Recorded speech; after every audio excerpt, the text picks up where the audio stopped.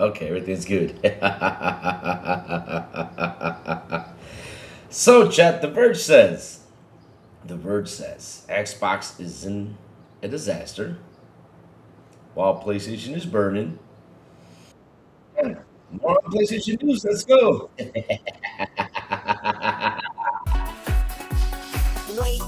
Wake up, it's a brand new day. Crazy Lou's here, got something to say. Good morning, gamers, rise and shine. It's time to play, let's have a good time. Morning, gaming community. With Crazy Lou, it's a world of unity. Upbeat and lively, we're feeling so free. In the world of games, we're just meant to be. Grab us, come and eat a scene. Crazy Lou is ready, it's a gaming scene. Fermie's trading people where skin. All recent gaming gold, rates and pay top bean.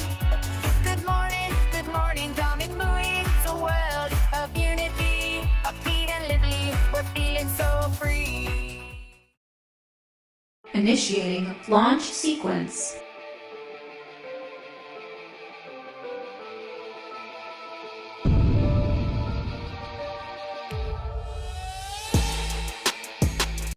Let's begin! Good morning, everybody. Also tuning in, even the crazy one. Wishing you all a beautiful and an awesome Monday chat. Today's the day. Today is the day, my friends, when we will hear what's going to happen in Xbox. I mean, that's what they're saying. I don't know if we're going to get something announced today or probably during the day. You know, we probably will. But let's see what goes on because, I mean, you know,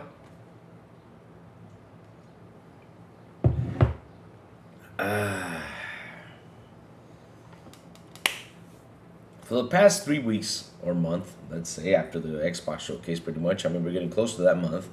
You know, we've been hearing a lot of stuff going around because, you know, Asha came out and said loud and clear that she was going to make a 100-day reset, right? She was going to sit here, make a reset. The next 100 days, it was going to be a major reset when it comes down to Xbox. And, you know, media sites decided to go out there and say, you know, that Xbox is burning down, that Xbox is going to blow up, that, you know, everything awful that can happen to a company. Media went out there and said it. And I told the media, listen, why don't you just go out there and just say in general, Xbox is dead, it's not going anywhere. Just go ahead and do that so I can watch Xbox come back and slap the hell out of you all. But, you know, you're not going to do that because then you're all going to look stupid. I get that. But today's the day that supposedly we're going to find out what gets shut down, what's going to continue on, what's going to go on. I mean, we're going to have to wait. But, funny enough, with all the chaos going around over there on Xbox, right? Everything that's happening, as media source saying, everything, you know, that's been tackling down about it, you know, oh my God, oh shit, oh Lord, you know, everything, all the bad shit that's happening in Xbox. PlayStation came out last week, and we all know this because we talked about it, to say, F the physical games. Sweet. That has been a big uproar. They even deleted community notes, as they say out there. I mean, you know, guys, it's messy. Because they even on their own side deleted the community notes. That's what they're saying. I'm like, shit. It's getting bad for them. It's getting worse, and bad for them. So, chat, let's cover up first before we go on to the whole PlayStation news thing because there's a lot to talk about. And let's read what The Verge had to say because kind of funny with all the chaos going around there, they decided to write an article trying to shame off Xbox with all the hell that's been going on, which, seriously, it's too hilarious. And not only that, they wrote about it and put it behind a paywall. Thank you. Yep. But on the good news, though, on the good news channel, the good news, on the good news, I gotta say this. we what's it called? Shoot. Someone, broke the paywall, all right? And put the article out there for us to read. So we're gonna read about it and we're gonna have some fun. Yep.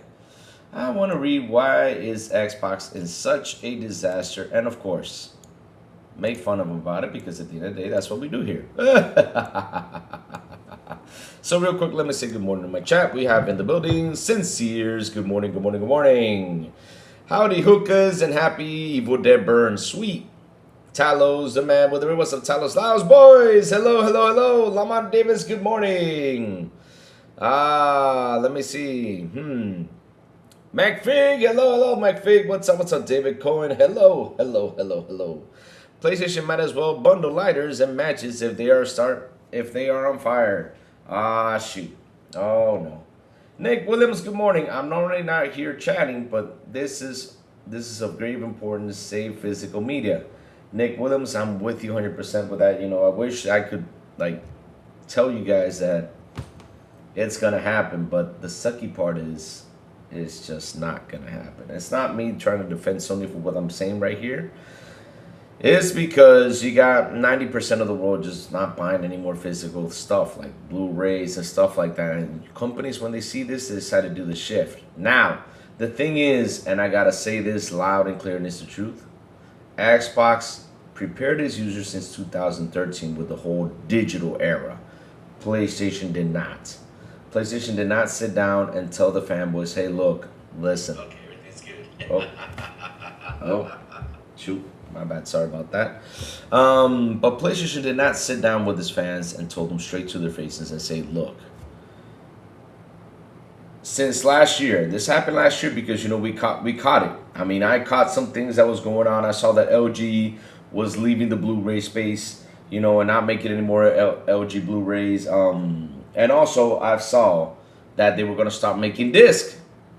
But what I did not know is when they were going to stop making them.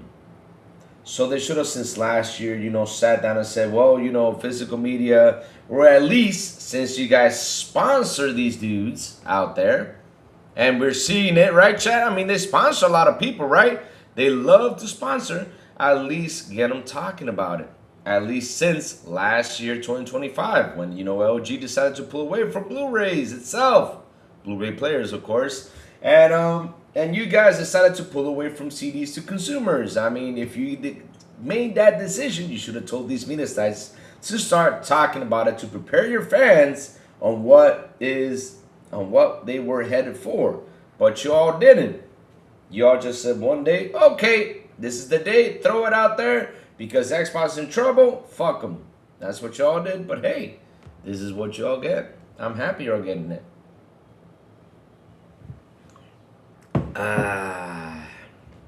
Really quick. Don't tell me we got Xbox bad news already. It's too early. It's like 5 a.m. today. No, I'm just kidding. It's 9:23 over here. All right, let's go into Discord. Let's see what this man sent me.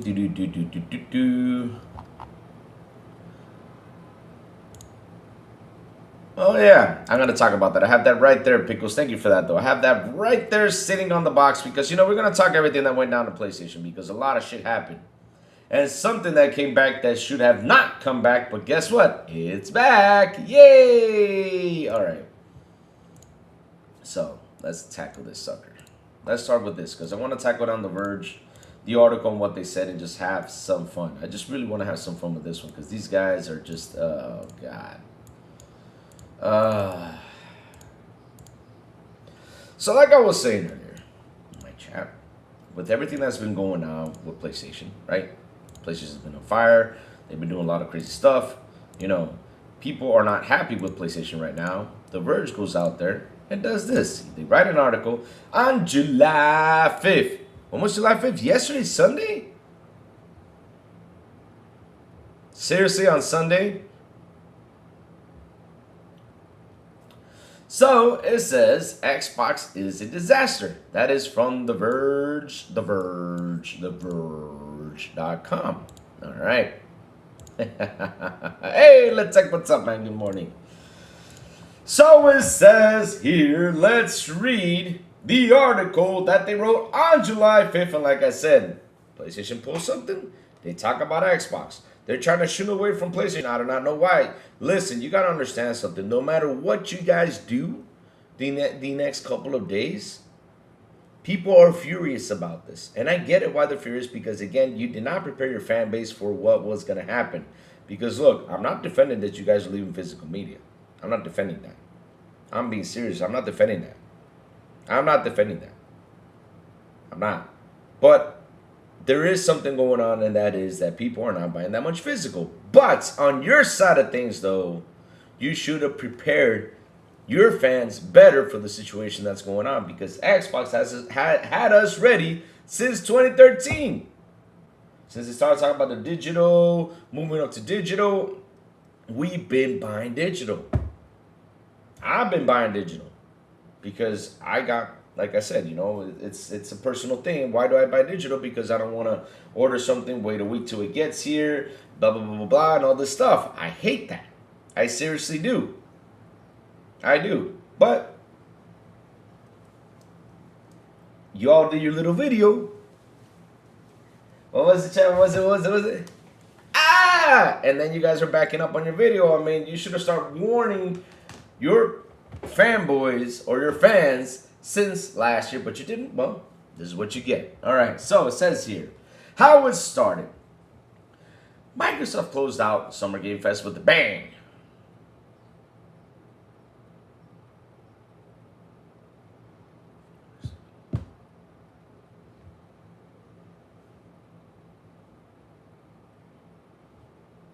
What? So wait a minute, hold on a second. So you're literally calling the show that Xbox does on Summer Game Fest? Because I know that Summer Game Fest is Jeff Keighley's though, but I want to know how they closed that, how they closed Summer Game Fest with the bang though. But okay.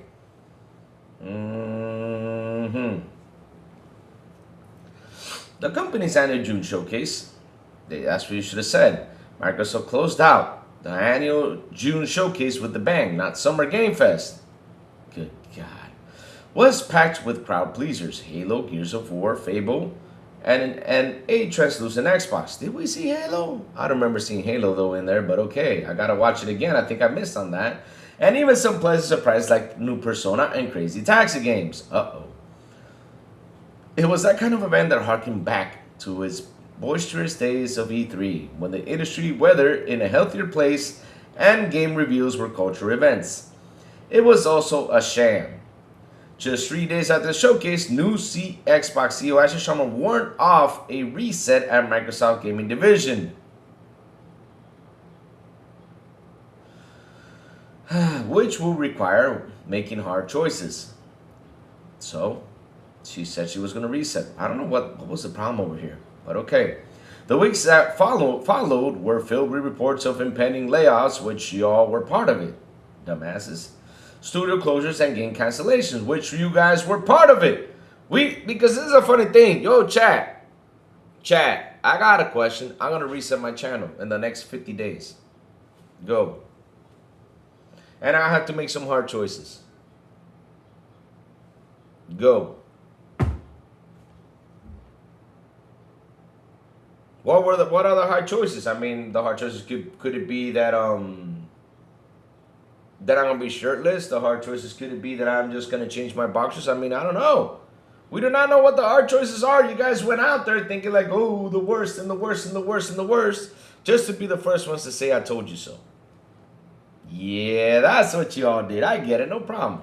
Ninja Theories reported one of the studios on the chopping block, despite having just revealed the new game at SGF.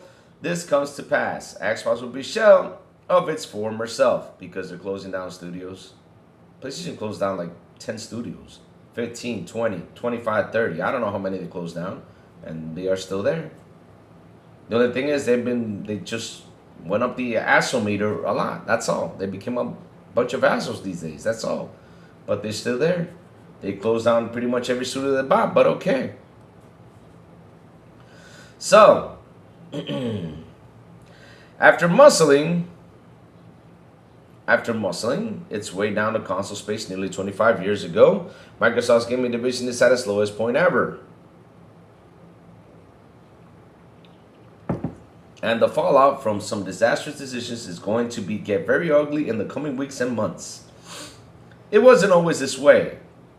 With the arrival of the original Xbox in 2001, Microsoft seemed poised to be viable contender in the space, with all of its resources helping it play catch-up with the likes of Sony and Nintendo, major exclusives like Halo, and a president's foray into online play through Xbox Live helped to solidify this position for a time.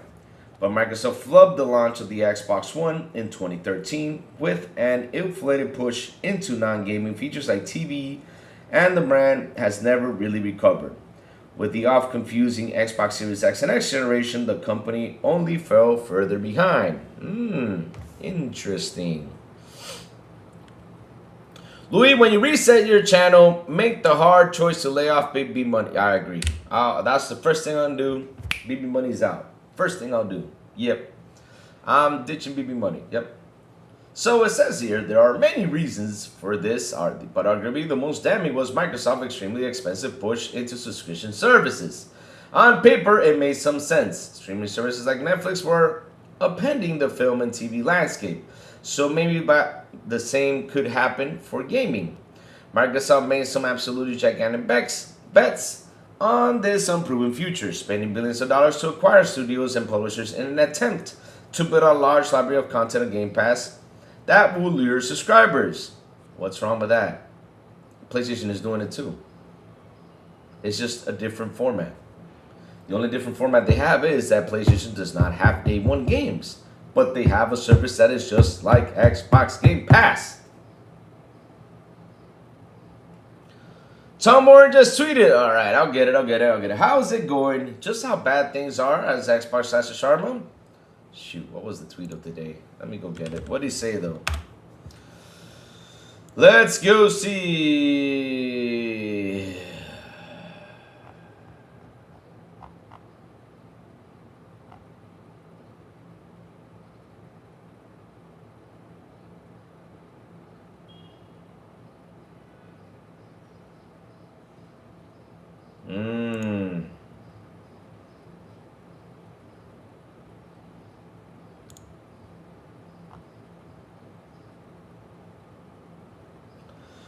Okay, more than 30% of the job seized is the company's Xbox division. Let me see. Today's sales are being described as an Xbox recent moment. Let me see, approximately 8%. Okay. Well, time to shift over, guys, with the breaking news. Let's go. I was waiting for this today, like I said, though. But if you guys want me to finish this or jump into, I'll wait to Joy Hobson. So it says here. Activision Blizzard King, over the past 5 years, we spent... Oh, okay, my bad. So the service currently has around 30 million subscribers, where Microsoft had hoped to hit 100 million by 2030. This misguided play also conceded with the This Is an Xbox marketing campaign, which suggested that Xbox wasn't a single console, but rather a suite of Game Pass-capable devices, leading to even more confusion around the brand.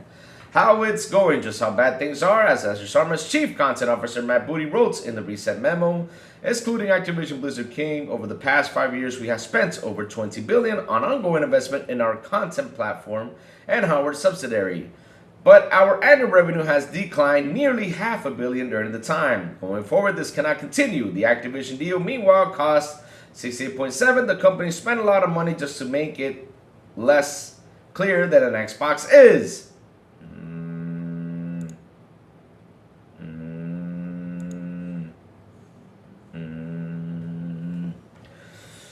The past February, there was a major shakeup up at the Xbox division. Former Xbox, why was that a major shakeup? It was just a switch in CEO. PlayStation has switched CEOs like 5 times in the last 10 years.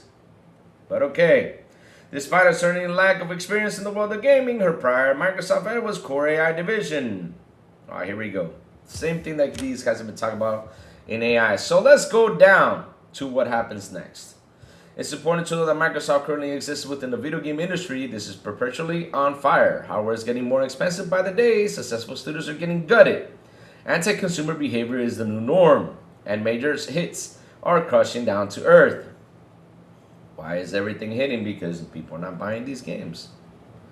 But it's happening everywhere. Look at Saros. Did people buy Saros? No. Shit. But even with this competitive landscape, Xbox issues feel particularly existential. Its hardware and subscription business are both flattering and now is disseminating into games development teams as well. Tom reported that the impending layoffs are expected to start next week, and it's not clear just how widespread they will be. Part of the uncertainty is that we don't know exactly what would happen on these studios. Nothing. They were just... Some may be hit by layoffs, some may be closed entirely, and may be spun off as independent entities. Whatever happens, though, Xbox will look drastically different once it's all over. Chat, has Xbox looked different to you guys? Breaking news, says Joey. All right, yes, we do got some breaking news, though. Asa just tweeted. Uh-oh. Oh, shit. Let's go get what Asa said. Uh-oh.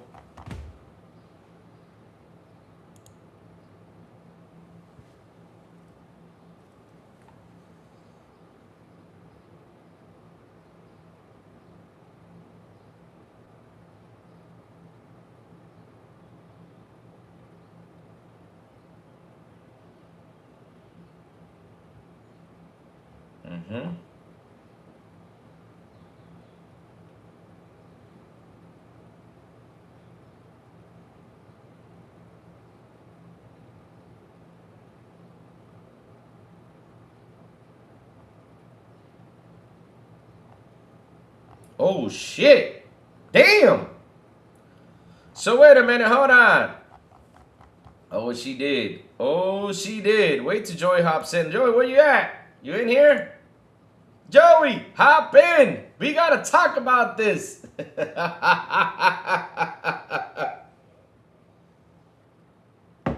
Okay. All right. So, when Joey hops in, let's read the email.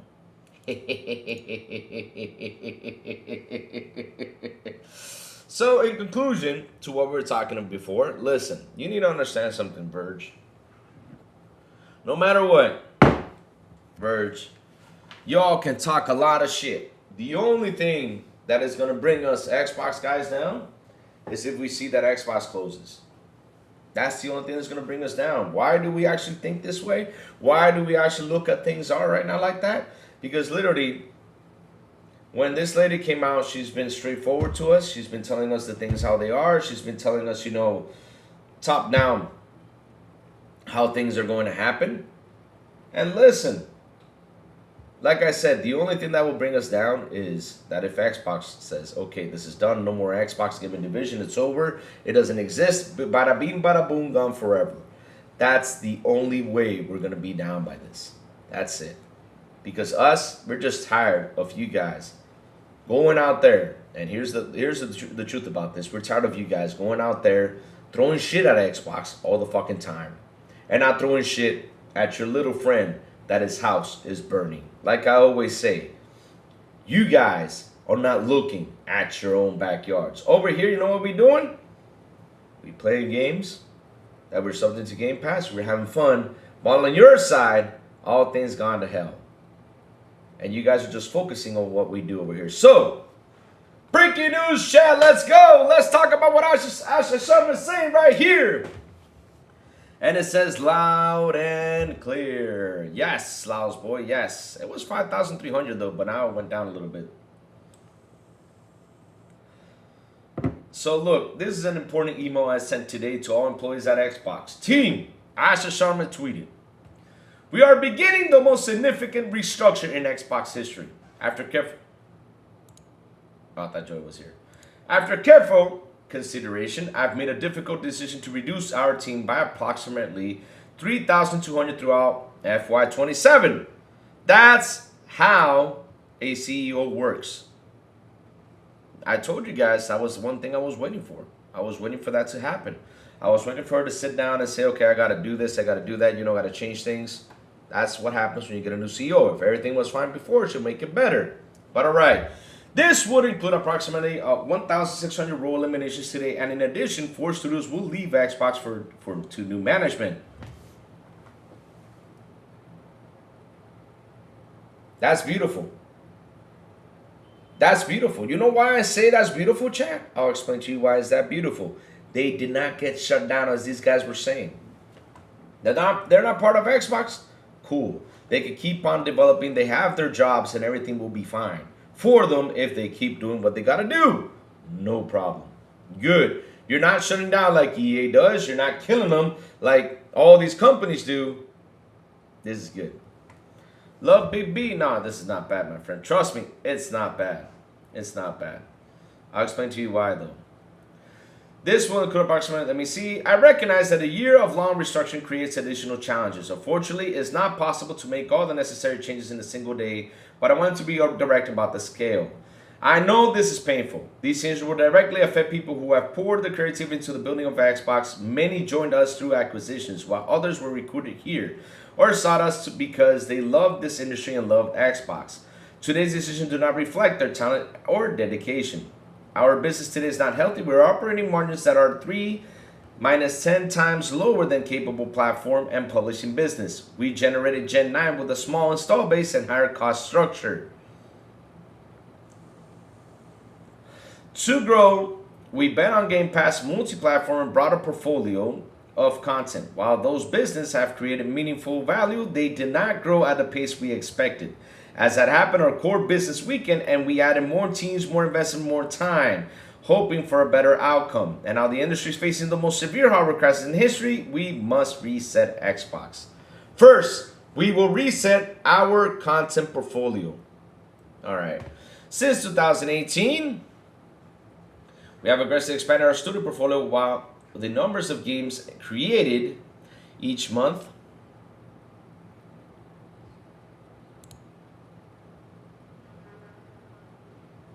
I'll get you. Let me just get over here. Thank you, Backlog Battler. Since 2018, we have aggressive expanding our studio portfolio. Okay, did I read that already? Okay, I lost my train of thought. Okay, so we have aggressively expanded our studio portfolio while the numbers of created each month across the industry now outpaces the last 10 years combined. We now find ourselves competing not only with the largest publishers, but also with the smaller independent studios. It is neither possible nor desirable to own every great independent studio. We have also learned that we are not the best home for every type of studio. In a typical year, we lost 64 cents for every dollar we invested. As we reset Xbox, we will continue independent creators succeed by providing open development tools and audiences to realize their vision. Compulsion Games and Double Fine production will return to management and transition to independent studios with their IP catalog and run away for next games. Ninja Theory and Undead Labs have entered terms to join new membership with the funding to complete and grow Senua and State of Decay 3. In France, Arcane's management is beginning required consultant with its work council to review potential strategic options. We're also making reductions across other units, in some cases shifting investment to focus on higher priority projects. These changes vary in sizes across Activision, Bethesda, Cinemax, Blizzard King, Mojang, and Xbox Game Studios. None of our first-party publicly announced games or projects are being canceled as part of these reductions.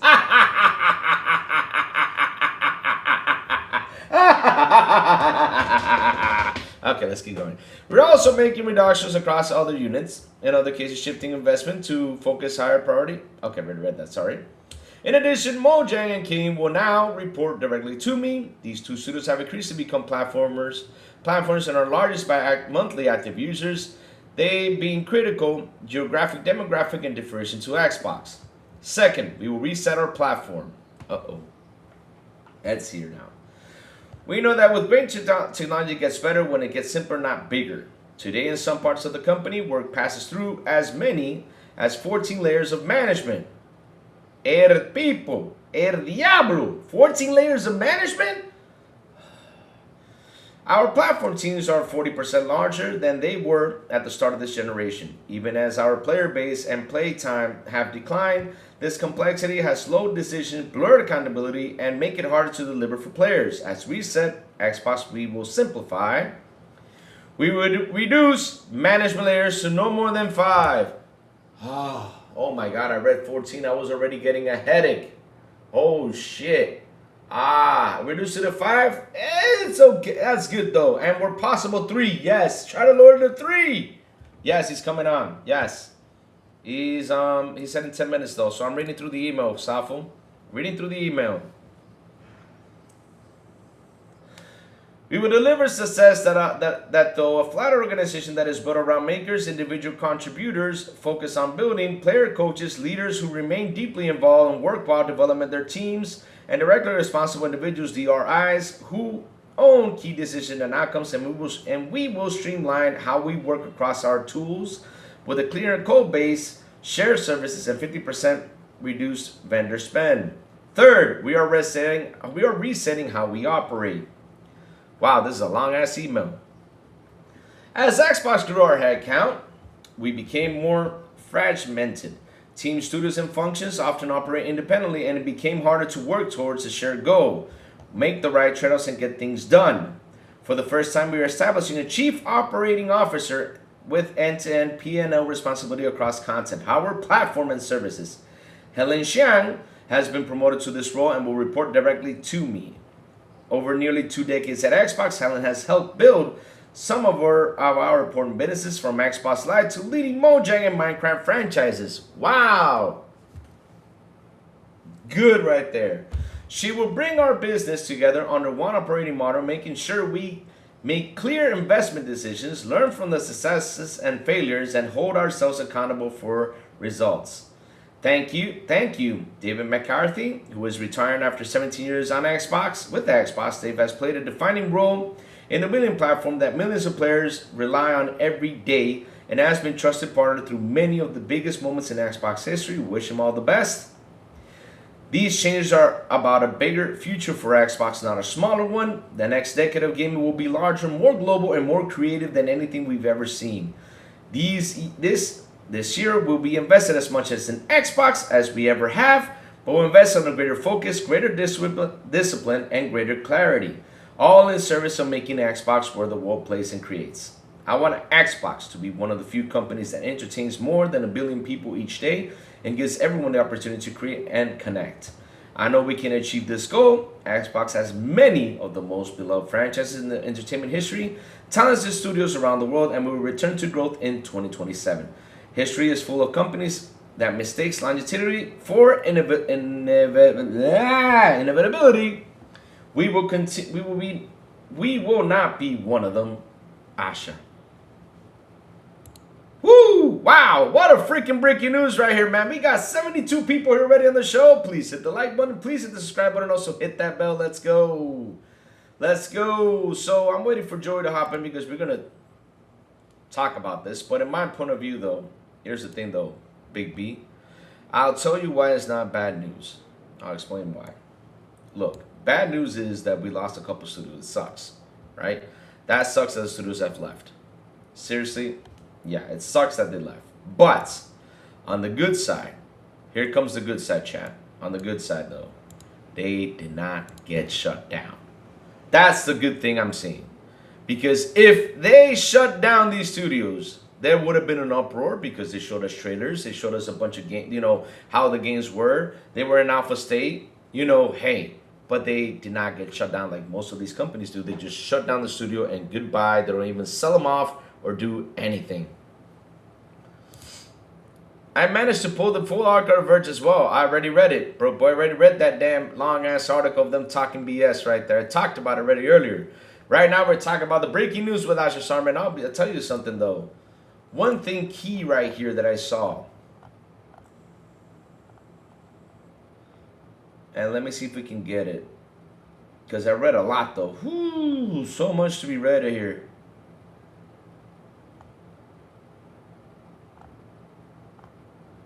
One second.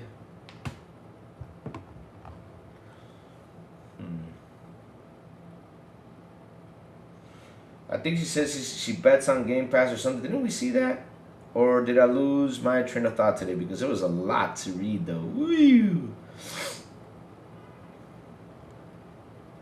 Let me see, though. Platform. Slow decisions, blurred, accountability. Uh-oh. Where was this, though? I need to go through this. Well, when Joy hops in, I'll go through this again so I can talk about it. But I think she mentioned she still bets on Game Pass, though. I think I read that somewhere. Or I just read something and just lost my train of thought there. Bro Boy says, this bad though, Louis. 1,200 out of work, 3,200 by the end of the new fiscal year at Xbox. Same studios is good, yes. Losing the employees, not so much. Yeah, I was gonna jump into that and say, the layoffs are never good. It sucks that there's layoffs. At the end of the day, I already mentioned that when we hear about layoffs, it sucks. It should not have happened. But Bro Boy, one thing clear though, that I was sitting here already, and I'm not kidding you, like a big headache just came into my head when she mentioned there was 14 layers of management. Oh my God. I already had a headache reading that. Like right then and there, as soon as I read this part right here, I said, what? Oh no. No wonder it was a mess. Jesus. Can you imagine going through 14 layers of management? Oh, and I'm happy she says she's going to reduce it, to 5 to 3, though. That's actually a good thing when it comes down to management. Good, at least for that. Oh, my God. When I read that, I had a headache, Chad. I had a headache. Because I hate going through a lot of layers of management or to do something, to get something right. Jesus Christ.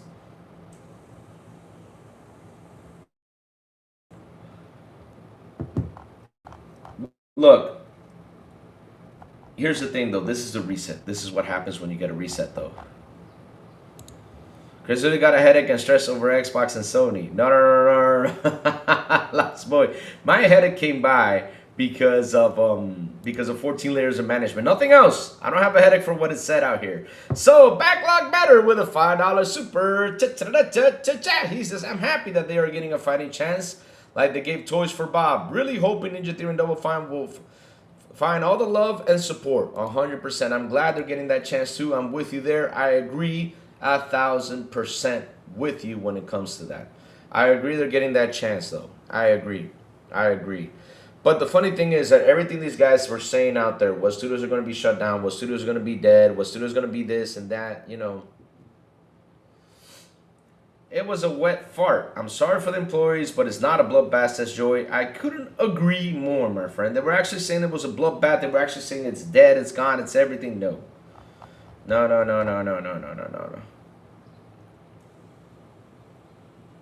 Yes, but AI will have right there without having to look for it.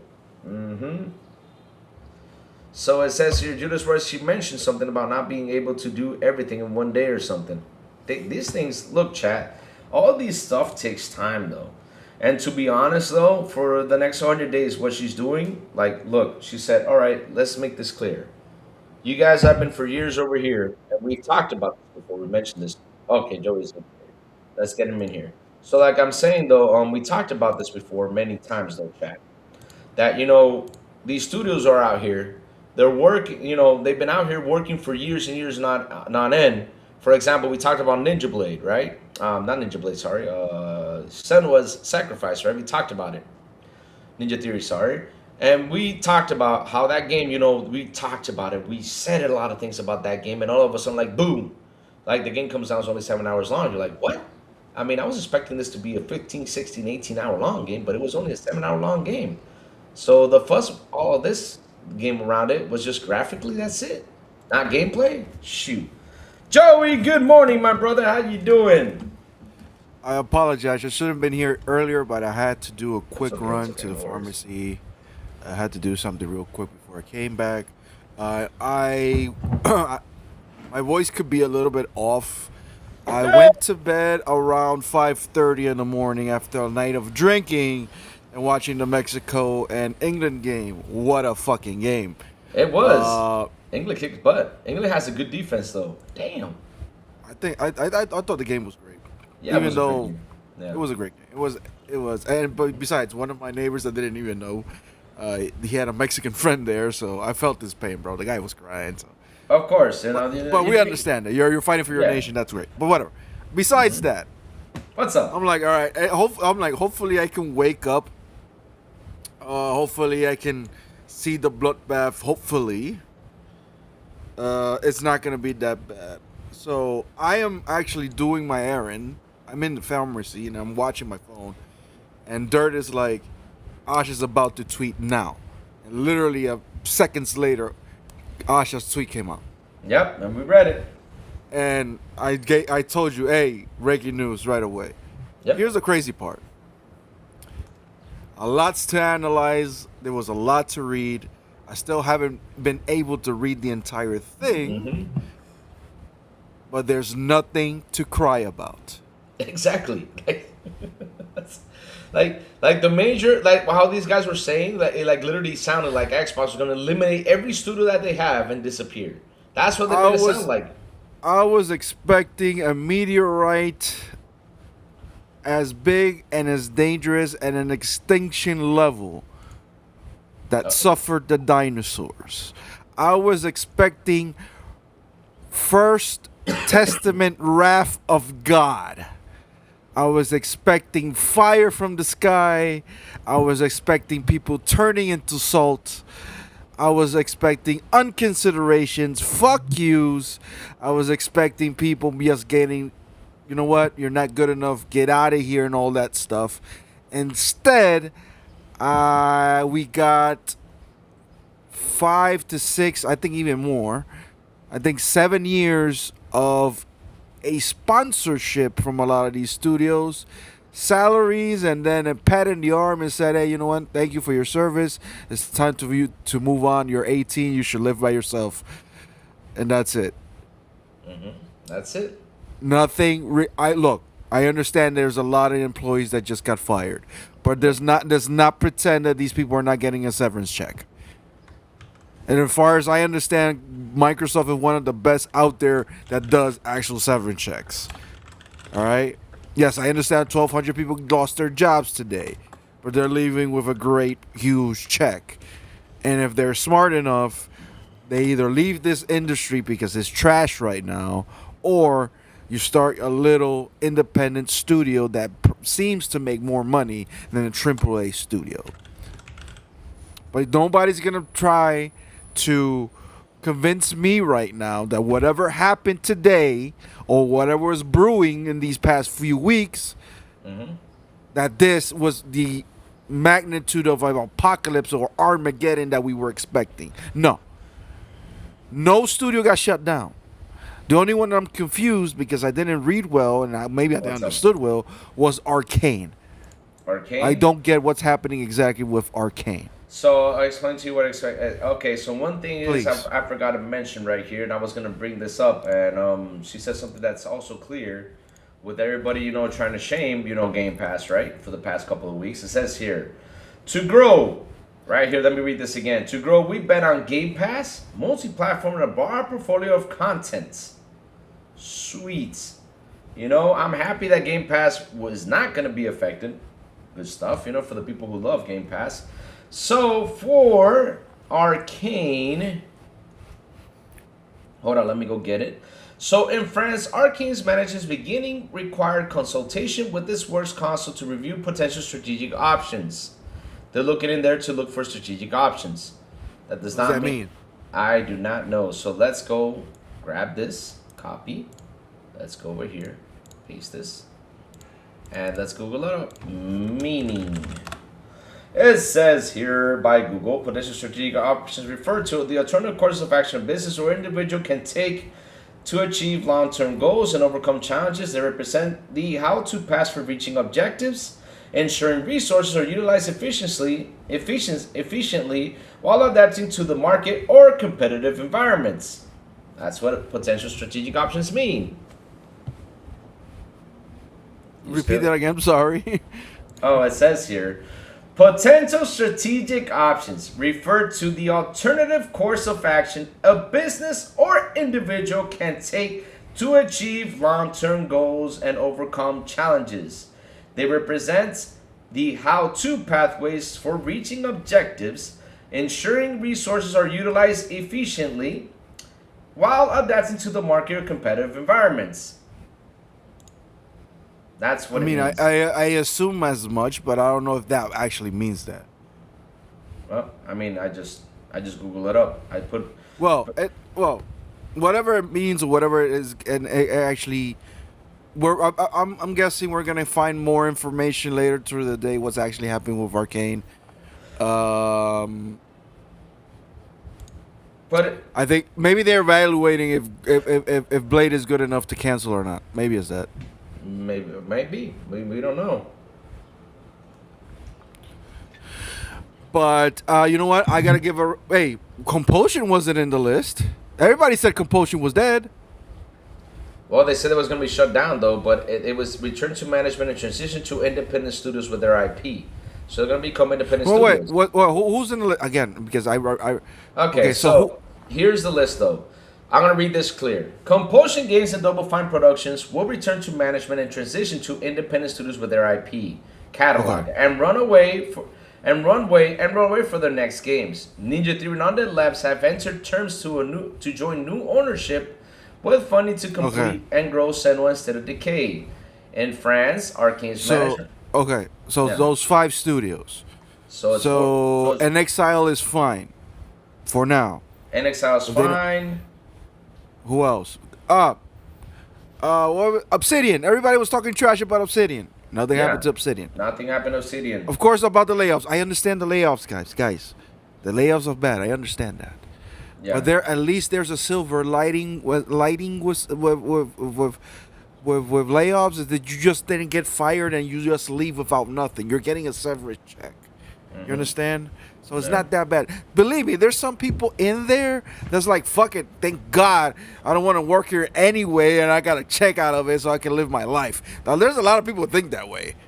Because I know people that have worked for a company for long and they're just wanting to get fired to get their check. But anyway, the layoffs are bad. But at the same time, I'm trying to get upset at this, Louis. I'm not getting upset at all of anything. Okay, how can I make you upset then? So let me find a way to make you upset. Yeah, try to make me upset because I don't see anything. id Software. People said id Software was done too. Look, the amount of theories that we heard,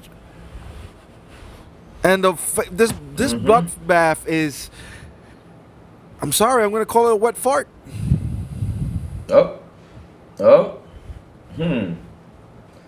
I'm gonna give a round of applause for the studios that were bought in 2018. Y'all managed to run the biggest startup scam in history. You got bought up, didn't do jack shit. You got paid checks, and now you're independent to do whatever you want again. What amazing! What an amazing task achievement you guys have made, dude.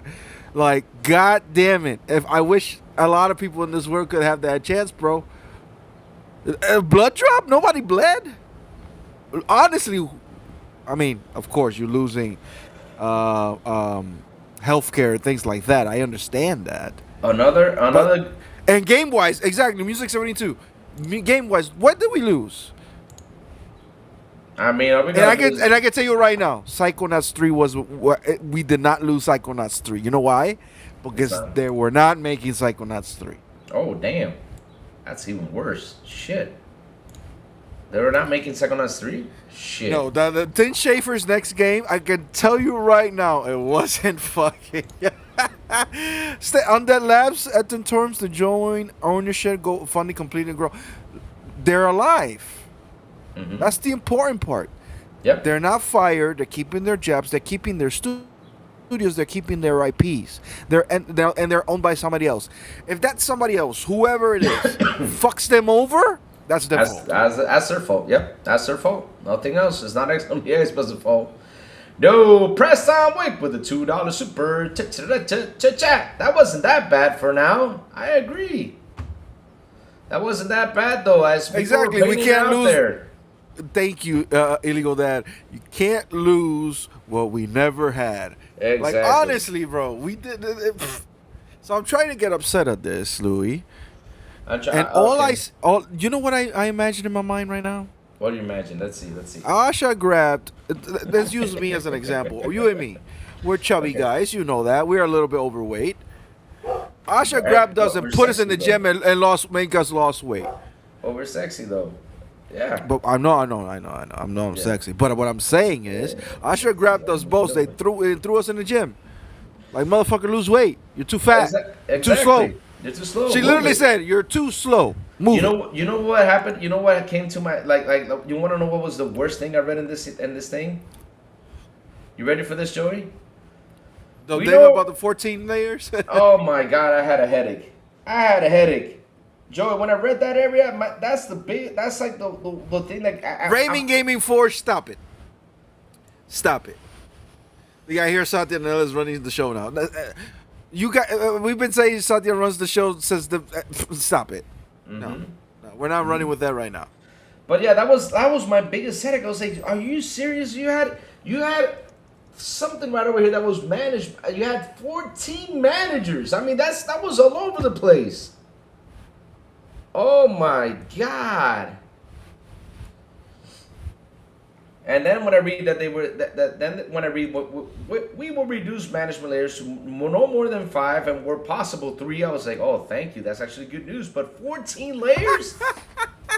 Somebody on Twitter, because I tweeted this out, right? Yeah, what And happened? somebody like, to be honest, this pumped me up more than it got me sad. But that's the thing, though, because here's the thing, though, Joey. Like I was talking about earlier about this, right? I said, reading this through, okay, I know there's layoffs, and you know, we understand the whole layoff situation. We get it. But look, it's like we just want things to work out. And what media made it sound like Xbox was literally destroying everything out there. No, Like it was just going to go disappear. Like it wasn't going to be there. That's what it sounded like. And now we see this, we're like, wait a minute, hold up. We're just seeing that she's just said, okay, let's we're gonna sell these studios off so they can finish off their game, get it out there, no problem. Because it would have been a PR nightmare if they would have shut down these games, though. That would have been a PR Okay, nightmare right there. we're getting new updates now. Like, What's the updates? What's the updates? Compulsion just tweeted. Mm-hmm. Compulsion Games was founded in 2009 as an independent studio. We were just a few dreams and a leaky old gramophone factory developer to create a rich storyline experience. Blah, blah, blah. Today we're sharing the Compulsion Games will return to independence. Independence management. Yeah, you're leaving with a lot of money. Mm-hmm. You're leaving with your IPs, and you're leaving with a great new studio built for you guys. That's fantastic. Because your studio, remember, they were building a studio for the past 4 years. Following blah, blah, blah, blah. You can go to Compulsion. I'm not going to read all that shit. Anyway. Okay, I got it. I'll read it for you. Don't worry, I already got it here. I Yeah, got you like the reading. tweet. I don't like reading. I know. Sometimes my ADD goes in and I was like, oh shit, you know? Yeah, goes away. So it says here, my chats, let's read this loud and clear. I'll read it for you guys, what Compulsion is saying. When Compulsion Games was founded back in 2009 as an independent studio, we were just a few dreamers in a leaky, old, great gramophone factory devoted to creating rich storylines and experiences that left handcrafted. We care about the craft of making games, the stories we tell, the players who experience them, and assemble creators who put their hearts and soul into doing something different. Today, we are sharing that Compulsion Games will return to independent management following our time as part of Xbox. As part of this transition, we will retain the rights to Contrast, We Happy Few, and our award-winning South of Midnight. We're grateful for the years we spent on Xbox, for the support and provided our team, and for the opportunity to bring these games to players around the world. As an independent studio, we're excited to continue building the distinctive games that define Compulsion while taking the next steps in our journey. Our immediate priority in the support of our team throughout this transition period, we are confident in the future of Compulsion Games and look forward to the next chapter, where one thing will remain constant: we will create unique games that tell important stories, all the goal of touching the hearts and minds of our players. Compulsion Games. That's what they said. That's what they said. Again, you left with the greatest sponsorship in history. Mm-hmm. Because we were look, you know what? It's not our problem anymore. Nope. It's not. It's up to you. If Compulsion Games dies being independent, what does that tell you? What does that tell me? That tells me that, hey, they didn't do what they had to do. That's what it told me, though. I'm trying to be angry at this. I just can't. You just can't? I mean, it's going to be a tough one, Joey, for us to be mad at this. It's going to be real tough. Undead Labs has been having trouble since ever. We heard troubles in State of Decay 2. We've been hearing troubles when they build their new studio, by the way, all packed with the best technology. They've been getting help from my Xbox Game Studio, from the Coalition to fix their shit. They had been getting help from Compulsion to help with the gameplay. They got salaries. They had a whole bunch of shit, and now they're left with everything with their own IPs. Like they survive. I'm not saying it's a bad thing, but they survived COVID because of Xbox. Of course, they're gonna come out and talk shit about it because that's gonna happen. Now you seeing out there right now there's moving studio outlets that wanna look. I'm gonna tell you the truth. I don't care what IGN, games whatever, Radar, Spot, whatever. Christopher Drink primarily, Kind of Funny. What are the other media outlets out there? Bloomberg. I don't care what any of these big outlets says right now. You guys read the news and take what you feel about this news and express your opinion. The most important opinion of how things are running and feeling right now is you guys and us.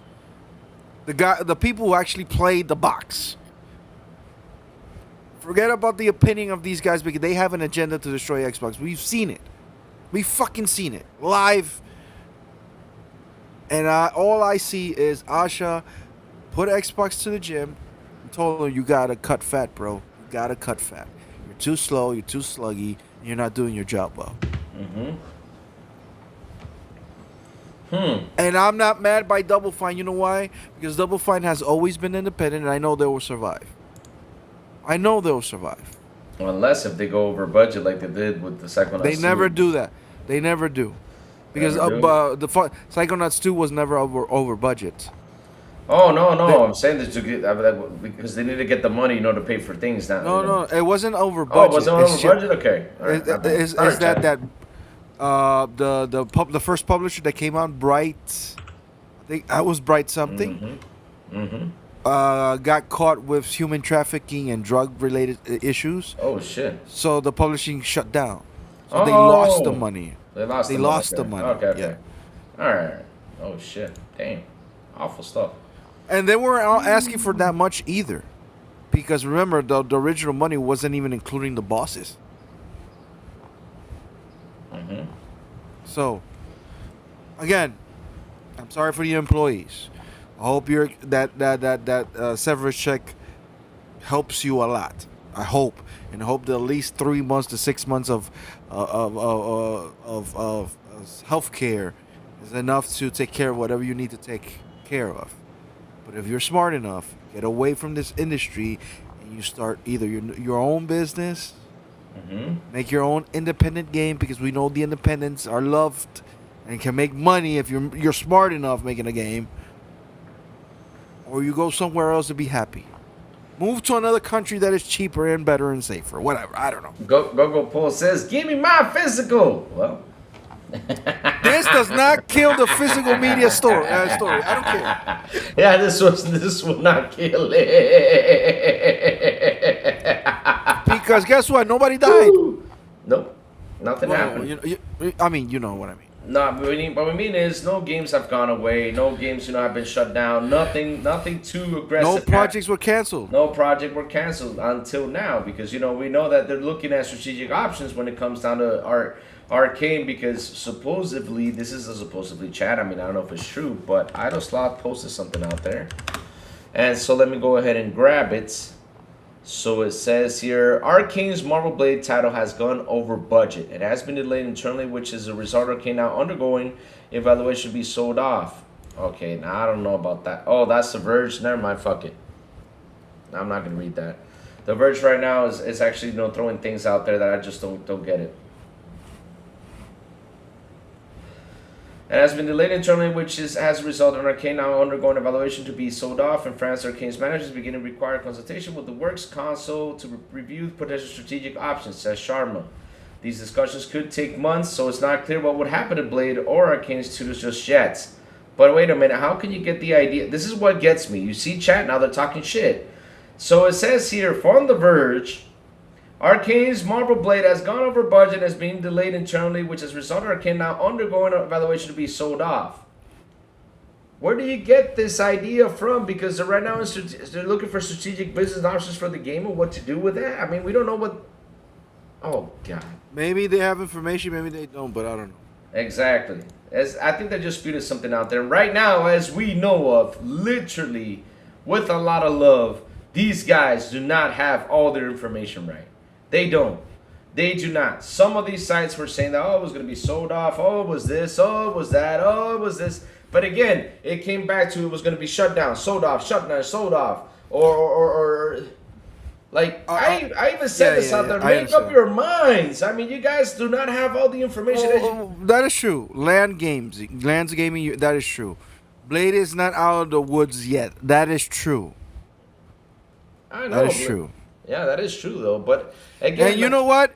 If all the studios, the only one that ends up getting shut down is fucking Arcane, yeah. I'm not mad of that either. Arcane has proven to me that nobody wants their games. Oh shit! Really? What do you think that though? Go ahead, get the numbers. Get the numbers.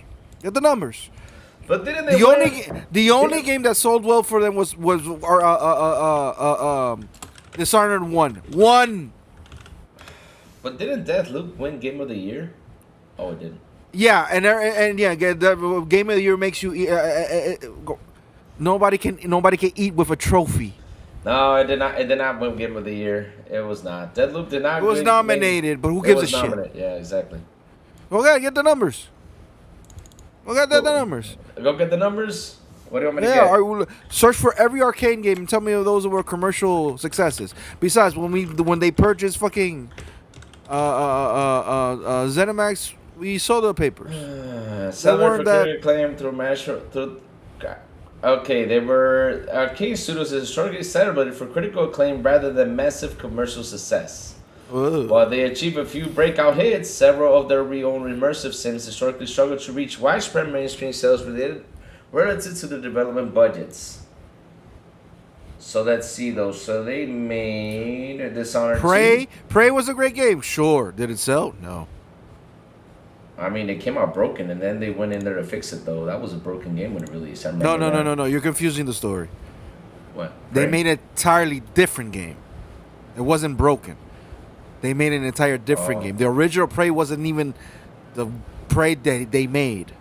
So shit. When you look at the original Prey trailer, that was a game that was going to come out totally different, and Todd Howard canceled that, and they gave it to Austin, and they made that. Okay. They're not even related to one another. All right, cool. Okay. But comes to it though, Joey. Where's the bloodbath though? I know. I'm expecting a bloodbath. Blade is the only one. Hornero. That's bad, bro. Man, Blade is gonna pay because he's black. You see? Come on, man. No, that's a bad joke. It's a terrible joke. Yeah, that's mostly a Latin American joke that everything bad that happens always happens to a black guy, and probably Blade is the only one that's gonna go fucked, and which is I'm sorry, we're gonna get canceled by this. I'm sorry, but what I'm saying is like think about it. I will kick your butt. Everybody seems safe except fucking Blade, and he's the only black character. What the fuck, Joey? If I get canceled, kicking your butt, Joey, kicking your butt. I don't want it to be canceled because I want to see Blade. I want to see if they can actually do something with Blade. Yeah, I want to see that happen, though. I want to see that. But like I said in a tweet, Blade is a character that should be more mainstream. Just think about it. It's a fucking vampire slayer that can walk in the daylight, and he's a vampire. He's cool as shit, and he looks like Wesley Snipes. He should be Wesley Snipes forever. And you haven't made nothing mainstream with him? What's wrong with you, Marvel? What's wrong with you, Disney? And then instead of being mainstream and awesome, you give it to fucking Arcane. And in my opinion, one of the worst studios to give the game. Yeah, I mean, I was sitting here like asking myself that question of why does Arcane have that game though? Like when I saw that, you know, I was like, they should have given it to Shit, I would have given fucking Blade to fucking Ninja Theory, to be honest. I'll be honest with you, yeah, that would have been a better studio to do it though. Shit, we've seen them do Devil May Cry, whether you like it or not. Yeah. We've seen Senua how it looks. I would have given Blade to them. Arcane, really? Yeah, I don't care what anybody says. State of Decay looked trash. And no, this is not me crashing out after the news. No, I've been crashing out about these motherfuckers for years. For years, I've been crashing out about these motherfuckers. State of Decay 2 came out as a mess. And how come State of Decay 3 still has the same animation as State of Decay 2? What the fuck they were doing? But they're not shut down. They're independent now. Oh, they bought out by who knows who. But by the way, who do you think? I don't have a hate boner for Arcane. I think they're overrated as hell. Who do you think bought Ninja Theory and State of Decay though? State of Decay though, could have been Sony. No. It would have been funny that if Sony buys Ninja Theory, all of a sudden Hellblade turns into a $20 million seller. That's hilarious. I don't know. Yep. I mean, who bought them though? That's the curious side of things. Could have been EA. I mean, could have been Ubisoft. I mean, if it's Ubisoft, if it's Ubisoft, that's done. That's dead. Guys in the chat, who you think bought these two studios? It was me. I bought State of Decay. Have they tweeted anything? No, they have not tweeted anything. I'm already on the lookout though. Undead Labs. Yeah, I'm already on the lookout. I mean, because if this is happening right now, they should be announced. I mean, Undead Labs haven't even removed their Xbox logo.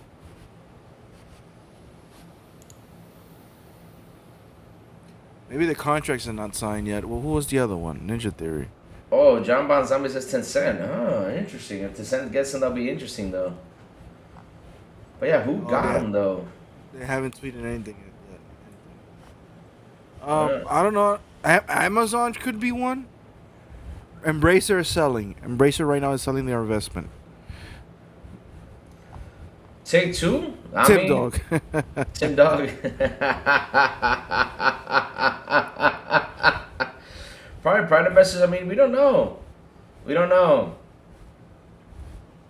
Wow. You know what? THQ Nordic is being rebuilt again as a publisher. You might be right. They might be one of them. It might be one of them, though. I mean, this new is interesting, owners to be announced later this year for both studios. How do you know that? New owners later to be announced for new studios. I mean, Acclaim doesn't exist no more, and if they do, I didn't know about it. No, the Acclaim said they were going to come back, and it was going to be run by double Jeff Jarrett, supposedly. Chill, how do you know those new owners are going to be announced later this year? How do you know that? He probably sent me a tweet. Let me go get it. Let's see if he sent me a tweet. Nope, he hasn't sent me anything. So, yeah, send a post. All right. No longer sell retailers of Nintendo Switch 1 console. Sales of Nintendo Switch hardware on Nintendo Switch will be also end. Oh, so wait, breaking news? That means Nintendo Switch is going out? Yeah, they're discontinuing Switch 1. What? The first Switch, OLED and Lite. Oh, they're going to continue on with the other Switch. Okay. All right. No, they're discontinuing the older Switch, which is a bad idea. Why would you discontinue? Well, because they want to sell the new one. I don't know.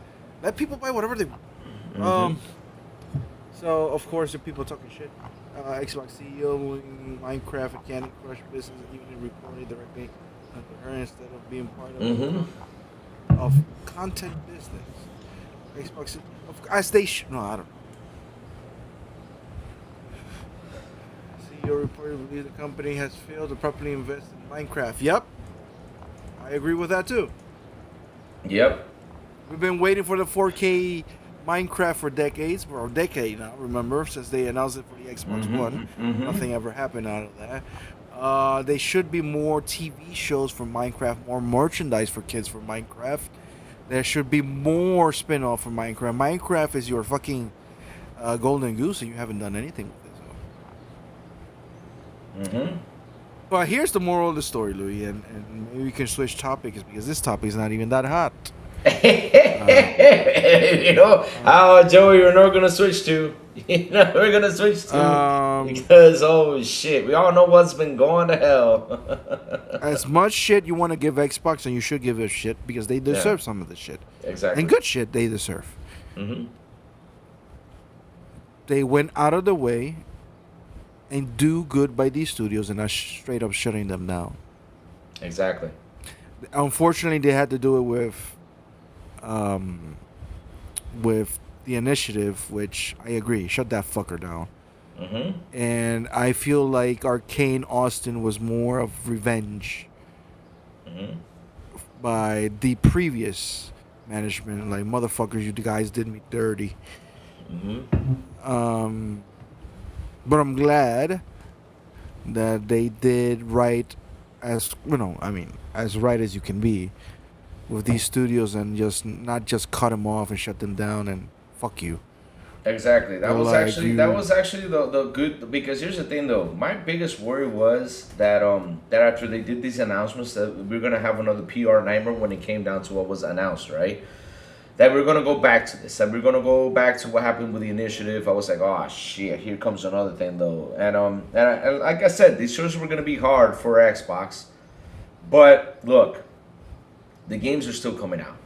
Now they become independent. Now, if the games do not go out, this is not Xbox's fault anymore.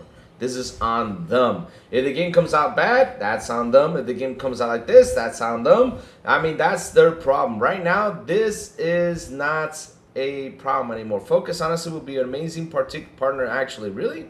Wow, thank you for that. That's actually a good one, too. Focus Entertainment. But at the end of the day, though, like, they made it sound like literally Xbox is destroying everything, killing off Game Pass, killing off its business and everything. But this is just a restructure to go on forward, to keep on going. They're keeping up with, with all the studios that have been developing like crazy and getting things out there. Paul Tassi, where do you even go? Hold on, he didn't say something that bad, but I think his mind is small right now. Where do you even go if you're one of these people being laid off? It's not like there's 10,000 equivalent gaming jobs sitting empty in the current market. How about you create the job? How about these people are getting fired? All of you get together, invest part of your severance, make a small studio, and create your own independent studio. You guys have the talent to make your own games. I think most of us, if we had the money and the budget, we'll go do whatever we do as our professional jobs and make our own fucking business out of what we learned. I'll do it. I'll open my own sports book because I know how to do everything. I don't have the cash, but I'll do it. Weeks of false reporting. Wow. You guys are... Yes. Yes. So, if 10,000 people are getting laid off and all of you are getting 6 months severance, invest 1 month, all of you, and everybody say, you know what? We got enough money to survive a year. Let's see what we can do with this shit. And make your own game. And make a story. Make people take pity out of you. Like, listen, we are the employees that we lost our jobs. And this is the game we want. And people are going to be, oh, man, you lost your job doing the game. You know what? Let's go and support you. Out of nowhere, you sell 5 million copies. Like, come on. Think big. You guys got the talent, the know-how to do stuff. You guys can make your own games. I think that's the better path. Don't get a job at EA, 2K, Ubisoft, Microsoft, Sony. Don't get jobs there. Oh, here comes that. Make your own shit. Oh, Lord Joy, here they come. Here comes the, hey, amputating your legs isn't a restructure, laugh out loud. 20% employees across ABK, Bethesda, Mojang laid off. Double Fine Ninja Theory. Wait a minute, let me read it. You see, I'll tell you who said that. Ninja Theory, Undead Labs, Arcane and Major Troll, potential sales spin-offs. Here it goes. This is what he says, though. Gaming Survivor GS. Xbox is good because they failed as a company for years. It's finally catching up. I talked to all these publishers, and they anonymously did not like Game Pass because it's a value of destruction. Jim Bryan proven correct. Some guy named Gaming Survivor GS.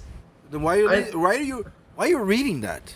I'm just reading for you, just for you to know what he's saying, though, because I'm laughing about everything he is saying, though. I'm just here laughing at his. Like I said, here comes the hate. Here comes the hate, Joey.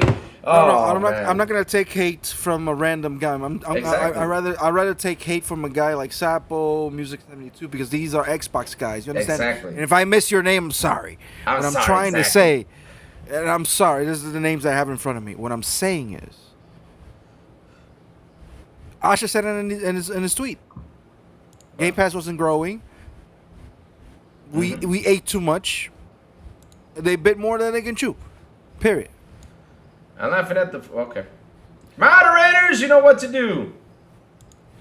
The facts... Yeah, you can laugh at the facts, but the facts ain't bad. Exactly. You're making it worse. You're making it seem worse than it actually is. It's not. So go do your thing. Go try to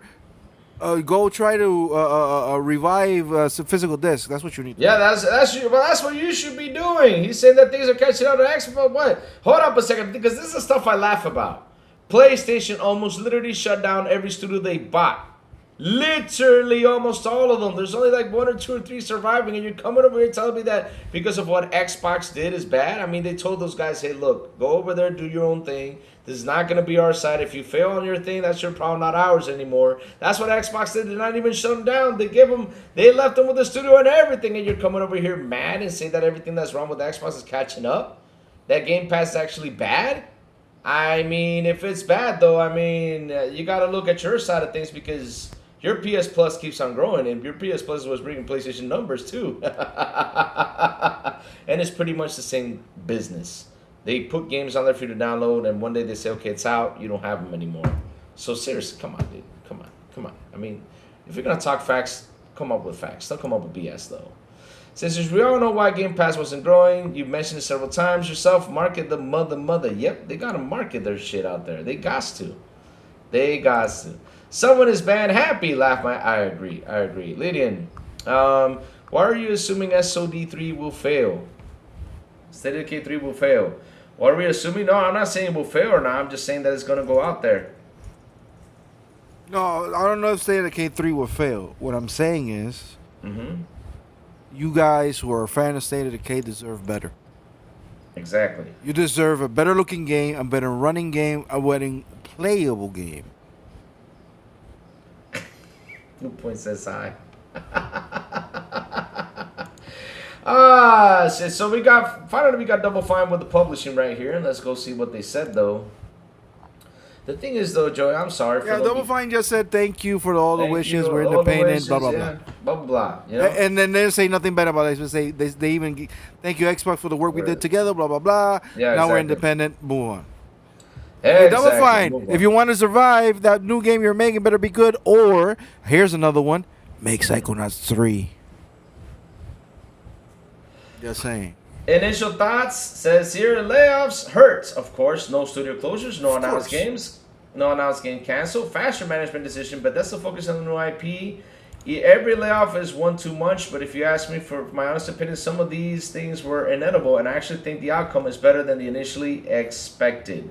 Like someone said, though, out there, and it is so fucking true, all these weeks of what was it? Of horrible reporting?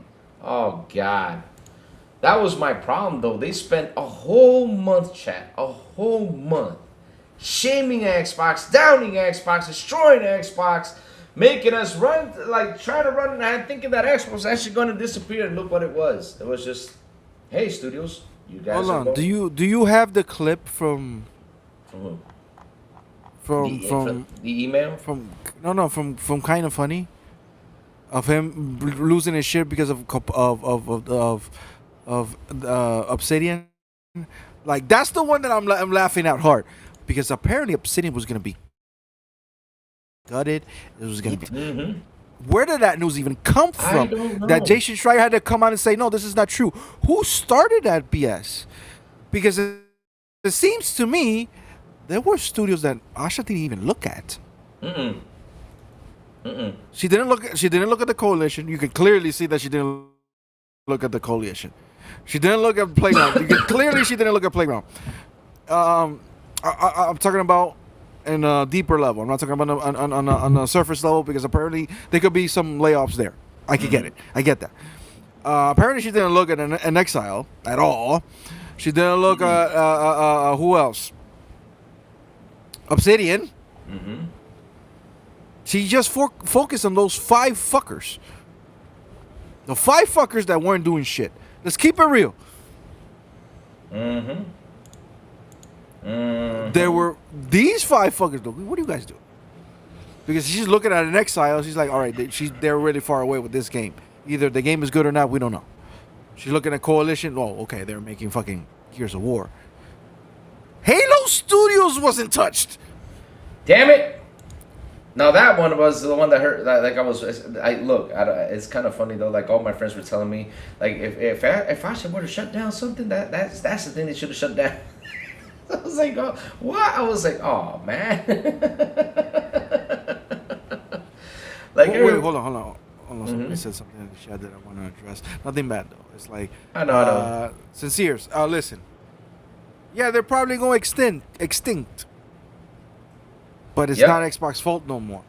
No. What he says though, I guess folks are forgetting that a few of these studios were on their way to becoming extinct before Xbox scooped them up. That is so true. We talked about this. Remember, Sinceres, I mentioned it earlier. Like I googled it up on compulsion being in the financial distress. I googled up Double Fine being in financial distress. And and Joey talked about like the whole thing, that documentary you saw with Double Fine and everything they went through in order to survive. Ninja Theory was in financial distress.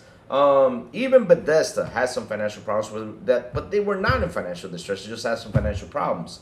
But the majority of these studios that Xbox picked up, the majority, especially those independent studios, because I remember something, and this is so true. I was told to my face back in 2018 by a PlayStation fanboy. They said Xbox picked up broke studios. That's what they told me. They did. I mean, they threw it in my face. Like, look, they picked up Ninja 3. They said, so it was broke. That was their argument towards me. They told me that it was broke studios and they're not going to pull anything good because they were broke. That's what they told me. And out of all those studios they picked up in that era, I'm talking about 2016 to 2020, the best studio they picked up was Obsidian, because Obsidian, man, has been.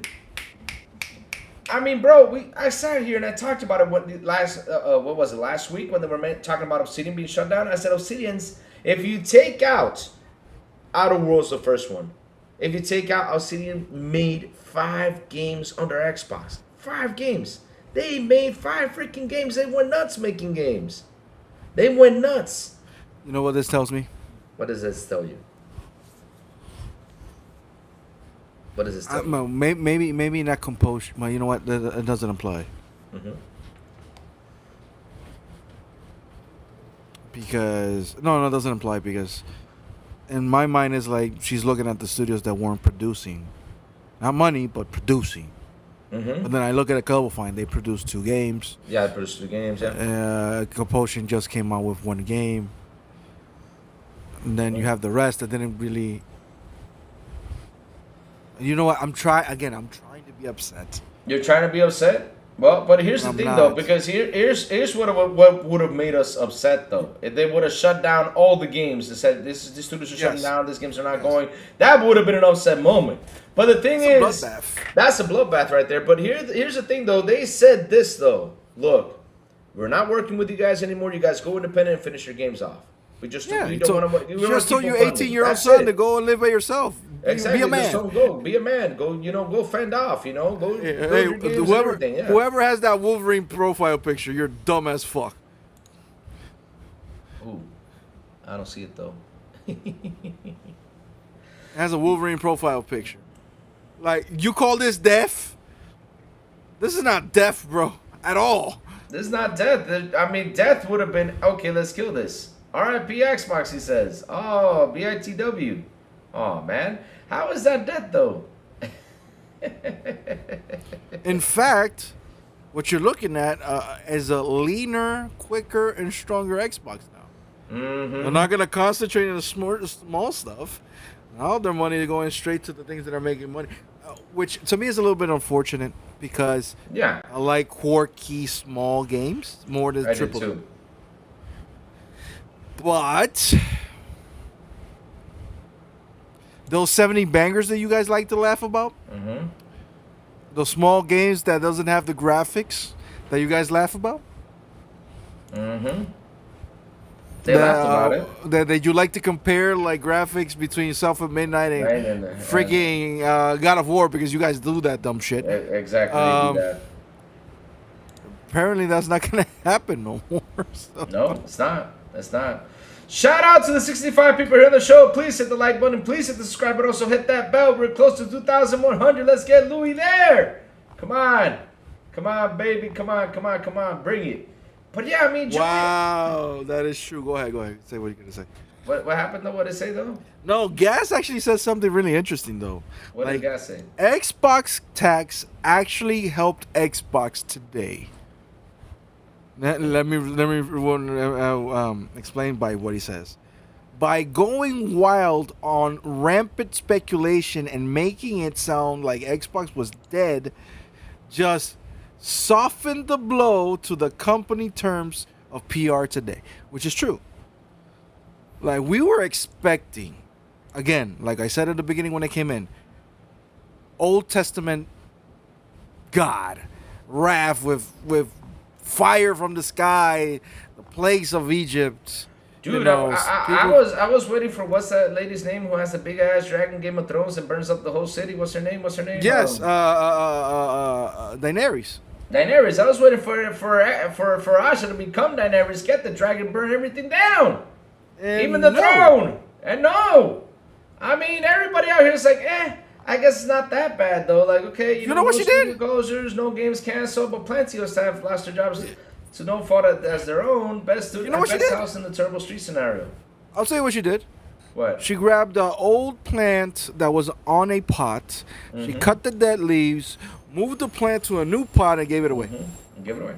Instead of just throwing the plant Or and let just it die. killing let it die. Exactly.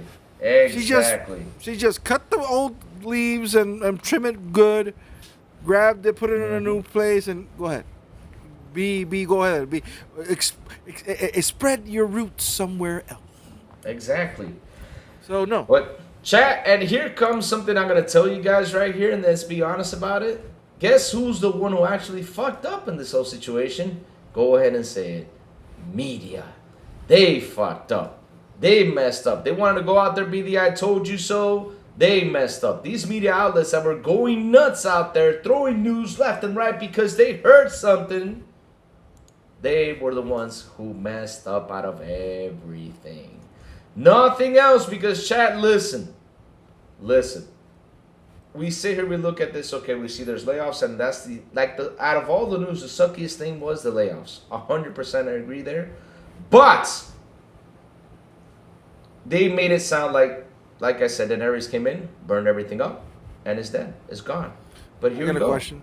Louis, We're gonna keep on going. What's up? Somebody in the chat or use Louis, can you answer me this? It kind of hurts me a little bit that Double Fine is left because I really like Double Fine, but that's just me. Whatever. All right. But the decision's made. That's fine. I'm not gonna fight over that. My question is, they say today 1,600 people are being laid off. Are they counting the people that no longer work for Xbox, like the 110 people that work in Double Fine, the 95 that work in Ninja Theory, like? Or are they counting him in there? I don't know. Uh-huh. Probably so. I mean, they're probably in there because left the company though. But because again, the company's going away with what's it called, with VIP. with the employees. So yeah, that's probably a layoff right there from Xbox. But the company continues on, so that's probably part of it. I think that's part of it. But at the end of the day, though, they're just not working on an Xbox anymore. They're an independent studio. They're going to keep on developing. We're going to keep on getting their games. So let's say Double Fine comes out tomorrow and says, okay, we're getting Brutal Legends 2. That means that that they're working on Brutal Legends 2. Now, Double Fine lays off the employees after this, then that's a whole other situation, though. So, as a fellow pony, Xbox tax is in full effect. I don't care about Xbox Live. I just want physical games, and PlayStation isn't safe with this Xbox news. I agree with you 100%.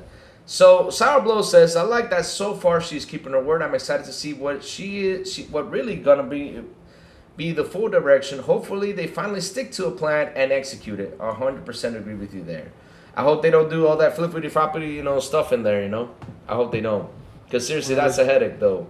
When they say something, all of a sudden they flip the plan, and then all of a sudden come back to the plan, then they flip the plan again and do all this flippity-floppity stuff. You get us confused. I hated that. But, to be honest, though, look, how can we be mad, though? I mean, media was trying to make us furious.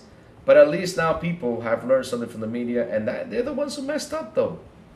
They're the ones who messed up. I mean, The Verge, on Sunday, they did an article saying, oh, Xbox is a disaster. Hold on. Let me listen to something. I gotta listen to something because I'm gonna mute myself on the show. I want to listen to something real quick because I want to see how much bullshit that person was talking about. Yeah. And if it is really a lot of bullshit, I'm gonna clip it. I'm gonna put it online right now. All right, go for it. Because I don't remember. I want to remember exactly what that person said. Okay, go for it. So, chat, so funny how media went out there and tried to kill Xbox, and what they killed was themselves.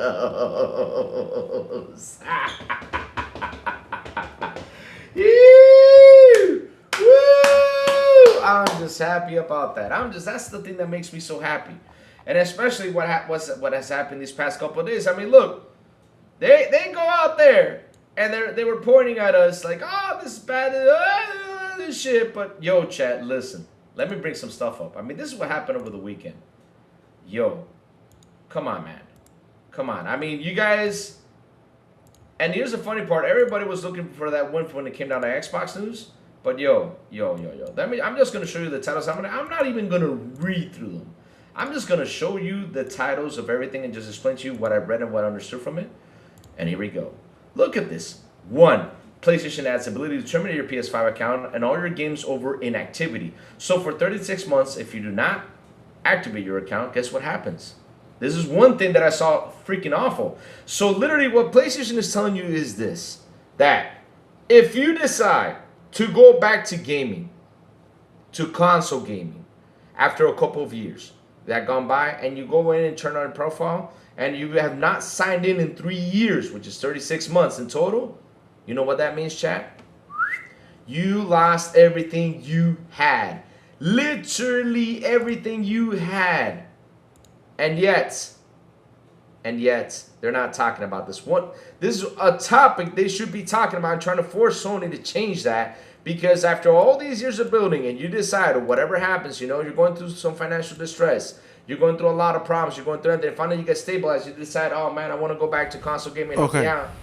And look, this is one of the bad news that was out there.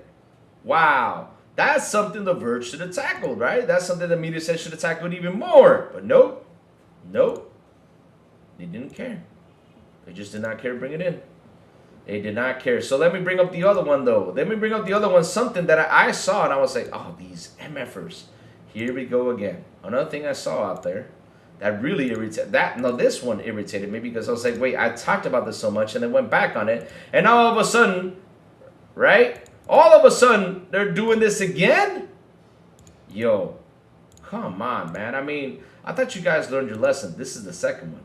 PlayStation reportedly blocks Marvel token in PC in 132 countries over PSN requirement.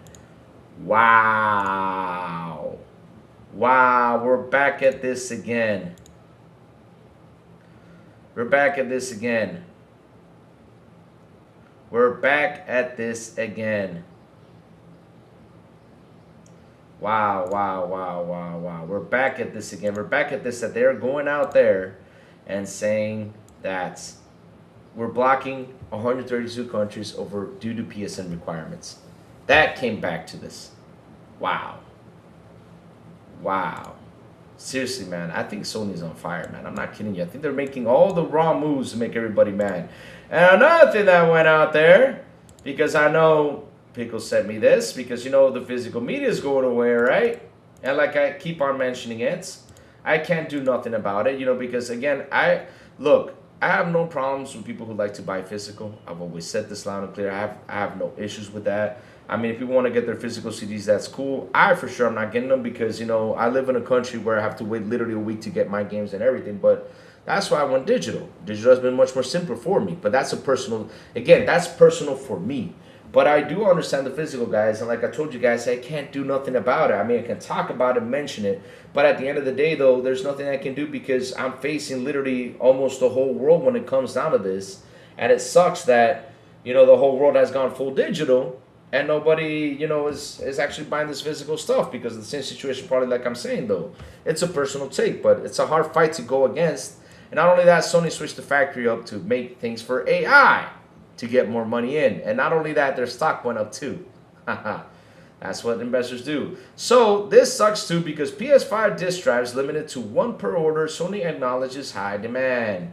So basically they're getting them while it's hot though. They're selling it. Cool. I get it. But at the end of the day though, they're going to discontinue this because we are not getting any more physical CDs, as they said, until 2028. And some idiot out there posted that hey, who's gonna make them?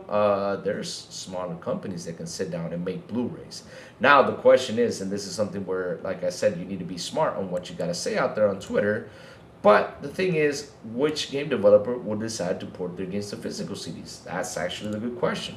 That is the question, that you should have been asking instead of saying, like, who's going to make these? I mean, there's people out there who will make them. No joke. There are people out there who will make them. And so, like I was telling you guys before about PlayStation, right now, I mean, this is just 3 news that I've just popped in. And not only that, there's also another news that I have that already put it out on Twitter. I don't know who that person is who did the video. If I only did, I would have put the source in there. But he fixes up consoles. And after 6 months of the new PS5s that are out there, after 6 months of the new PS5 out there who have the bridges, inside for the liquid metal not to go off, it now has become a problem because they have found out that standing up the console for 6 months, playing 6 hours straight, you can get this issue. But yeah, what happened, Joey? After watching the video, I'm usually messy with this kind of stuff. I put the names out there, but this time I'm not gonna put the names out there. Okay. But I just look at the clip. Yeah, I'll tell you. I'd rather put it behind the scenes because. Okay. It's not that I don't want bad blood with those people, but it will affect the relationship with somebody else. Yeah. So I'll shut the fuck up on this one. But you guys can figure it out who said it. Yeah. In that clip, that person said Ninja Theory was shut down and canceled. Senua, that didn't happen. Halo Studios was shut down and it was going to be gutted and destroyed and is going to cancel their future. That didn't happen.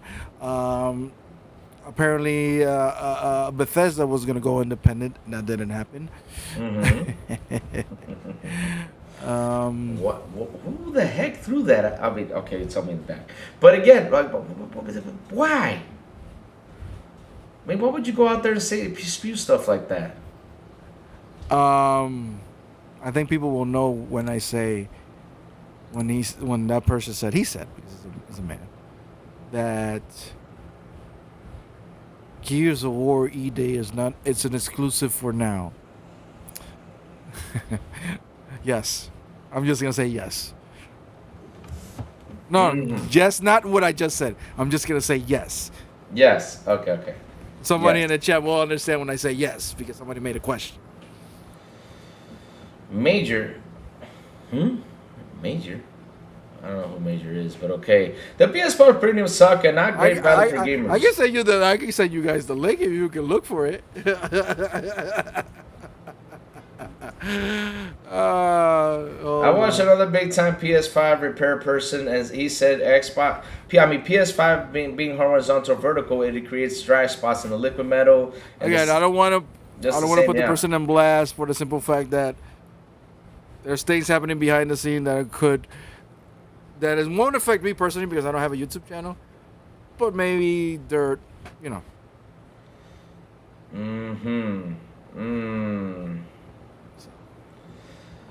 Well, but here's the thing, though. I would just say scorch earth and fuck it. Who? What? Bro, that email is so much bullshit. Oh, the email? Now, Oh, my God. yeah, yes. Now you guys know what I'm talking about. Oh, Lord, it was from the email? Oh, Lord. Oh, Lord. This is... Look. It's like I want to put that video up. Like, fuck it, right? I mean, if you want to throw it, I'll take the blame for it. It's like when you hear it, you're like, it is a pony's wet dream. But okay. Nah, oh, wait. No, it is a pony wet dream. Yeah, you remember? You remember? You remember? You remember? You remember? The biggest question that we ask out there all the time is this: how come all these dudes have all the wrong info about Xbox, but never the wrong info about PlayStation? How come all these dudes could have never predicted PlayStation was going to leave physical? What do you mean they don't have the wrong info for PlayStation? They never have the fucking right info for PlayStation. Oh, they don't? Oh, shoot. By the way, there's the link. Fuck it. Let's go scorch earth. Let's listen to this bullshit. Let's listen to Mag and Colt. I'm not blaming Colt in this one. This is only Mag. Mag. Oh. This is an L for you, bro. I mean, look, talked about whether that memo ends up being true or not. I don't fucking know. This is what I tell the chat about Mag. I got no beef. I got no problem with the dude. It's not personal, but come on. It's not personal. But the thing is, because I already mentioned this a long time ago. He was in New Legal show, and he came in and told us last year. Me and New Legal were sitting here, and he came over here and told us personally. This is what he told us personally. That Gears of War was going to come out in 2025, and that it was not all this stuff, blah, blah, blah, and all this shit. And I was like, okay, we just stay quiet. Me and Legal just stay quiet. Just let him go ahead and talk. Just talk. Say what you got to say. And that's what he said, though. And listen, what did I learn? I'll take everything Mag says from a grain of salt. I don't care. He can say whatever he wants. That's his freaking problem. Not Crazy Louis' problem. That's his problem, not mine. I mean, he can say what he wants. He just needs to... Let me see. Okay, the link is there. You put it in the DM, and thank God he bookmarked it. It's on the bookmark that says "Inside Memo Xbox Leadership." Okay, hold on. Okay. It's the one that is 2 hours and 15 minutes. Okay, hold on. Let me go back to it. All right here. So you want me to put this? Now, down? if you want to use the excuse that things changed, nah. I'm sorry, but no. No. We're not gonna take that, no. So hold up a second, I'm doing the switch right now. Let me put this what's it called? Hold on a second. Put this in theater mode. Okay. So chat can see this in a good way. Alright, here we go. I think this is it though. Oh, this is the email though, right? Yeah, 2 hours, 15 minutes is already bookmarked. There is a bookmark if you look at it. There's the bookmarks in the description. The one that says 2 hours, 15 minutes. Just listen to the whole thing and you're like, oh, God. Oh, wait. Okay, here it is. Sorry about that. All right, here it is. Go ahead. You can do it. Did I? Oh, shoot. My bad. Oh, my bad. Oops. I picked the wrong one. Sorry about that, chat. Sorry. Here it is. Okay. He was at the mixer and he thought you. Sorry about that. He thought you. My bad, chat. My bad. He thought you were taller than you actually apparently were. the guy was in the event with Coldest was like, I never saw the guy. Because he's like, I can't do that for obvious reasons. Didn't want to be. Yeah, that's convenient. Talking to us. But the guy was there, the insider was there, but he can't talk to you because some of it's going to come across a little bit harsh. But hey, it's coming. This I'm just going to read it verbatim here. Be right back. For tonight, why are you being allowed to reveal these things? Is that a member of Xbox leadership wants to have some clarity to the people because they deserve it. This is all quoted, by the way. Public-facing executives will lie to your face.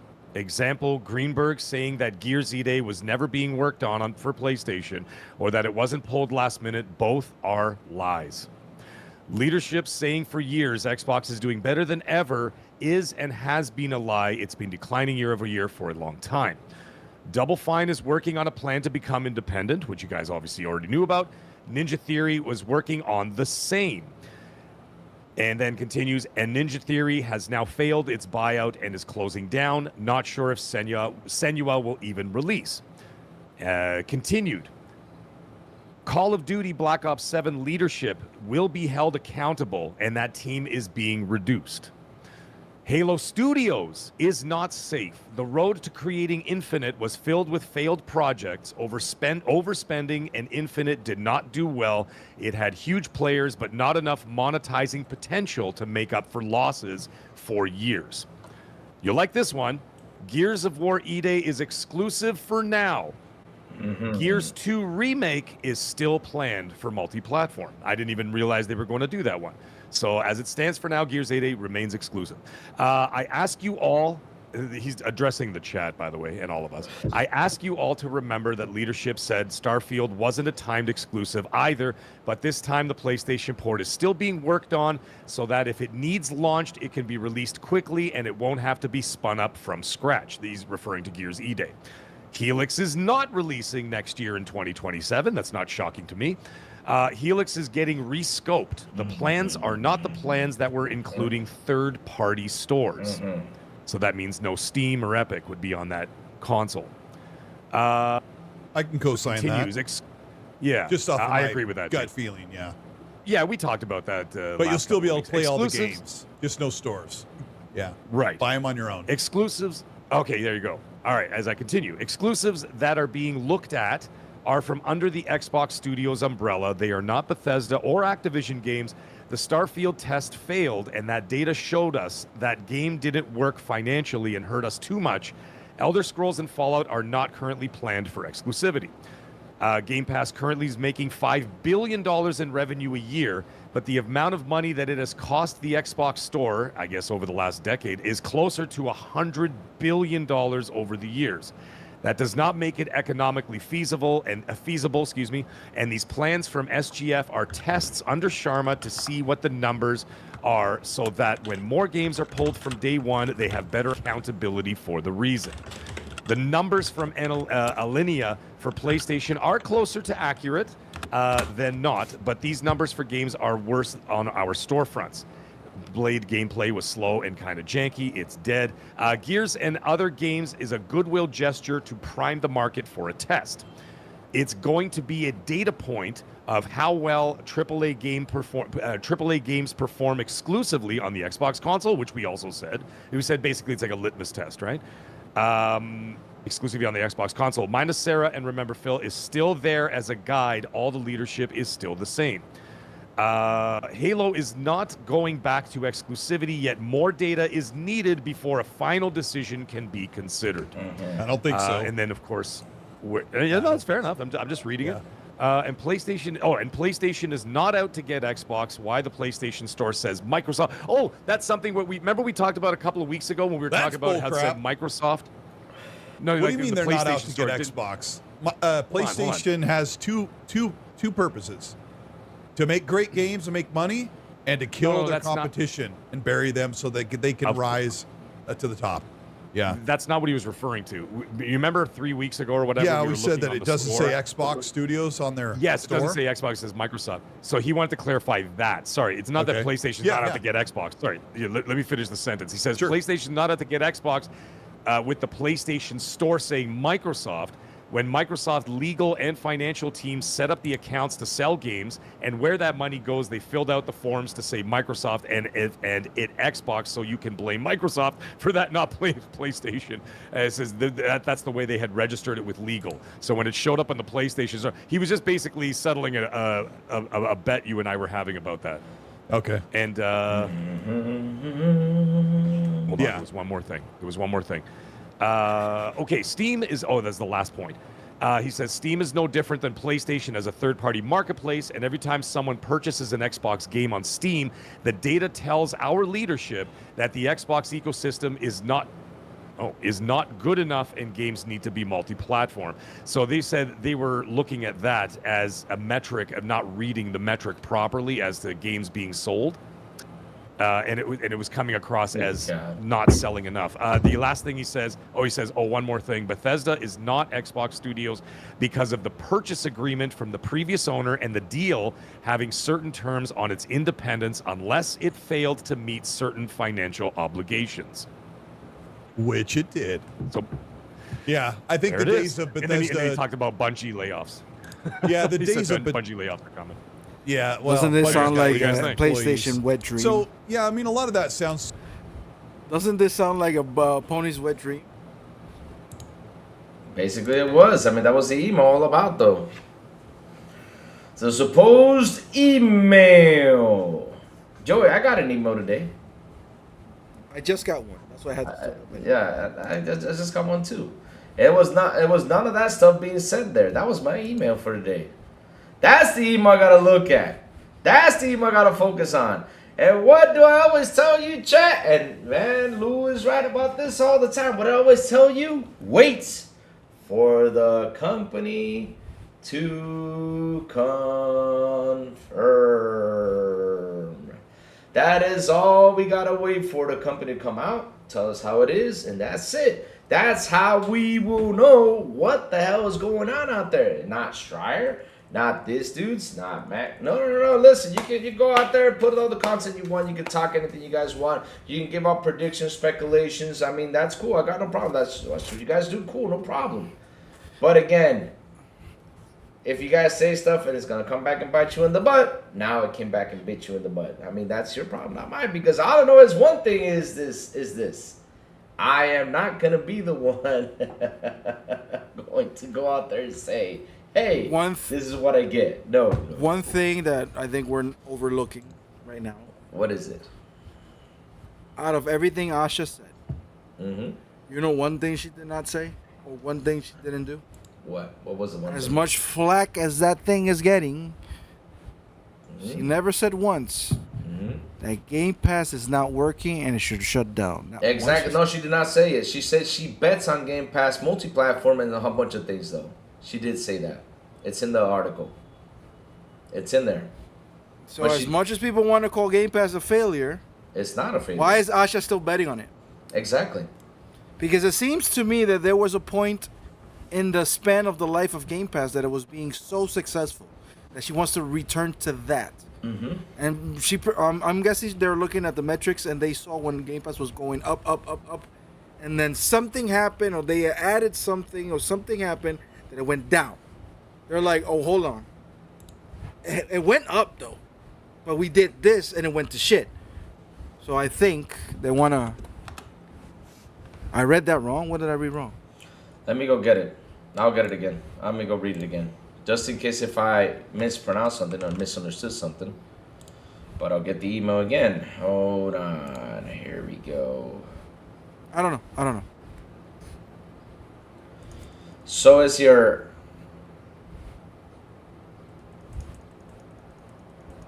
All I know, she didn't say Xbox is bad. No, here we go. Let me read this again. I knew I was right with what I read. Here, I'll read it again, just in case you understood something wrong. Hold on.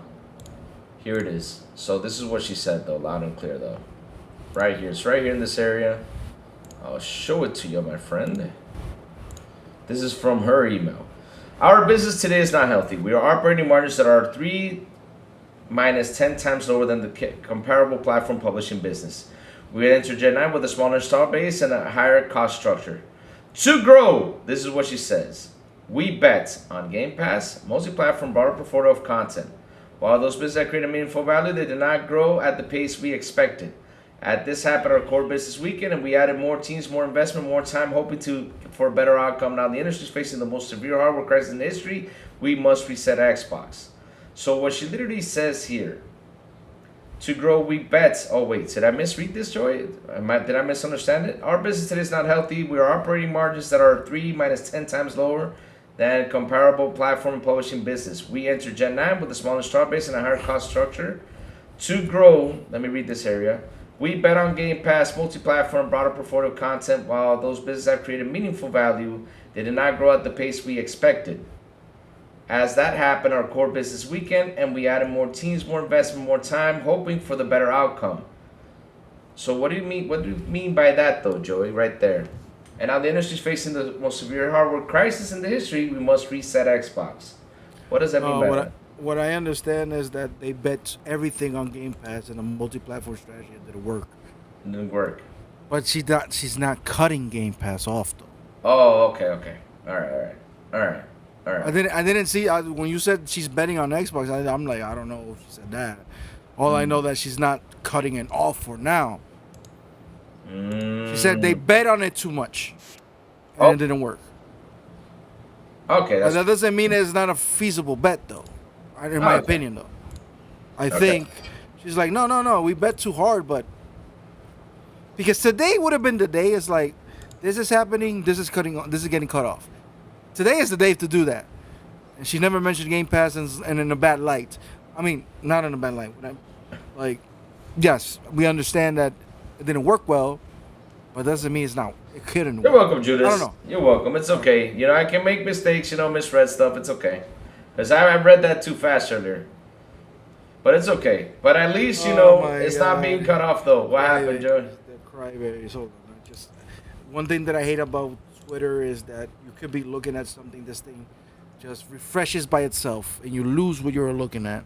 Yep. And it doesn't have a, look at history. I hate that. So let me... because there's a bunch of crybabies in this thing. So here it is. Honestly, made the best of the terrible decision. Oh wow! I will undersell 3,200 layups. That's not entirely true.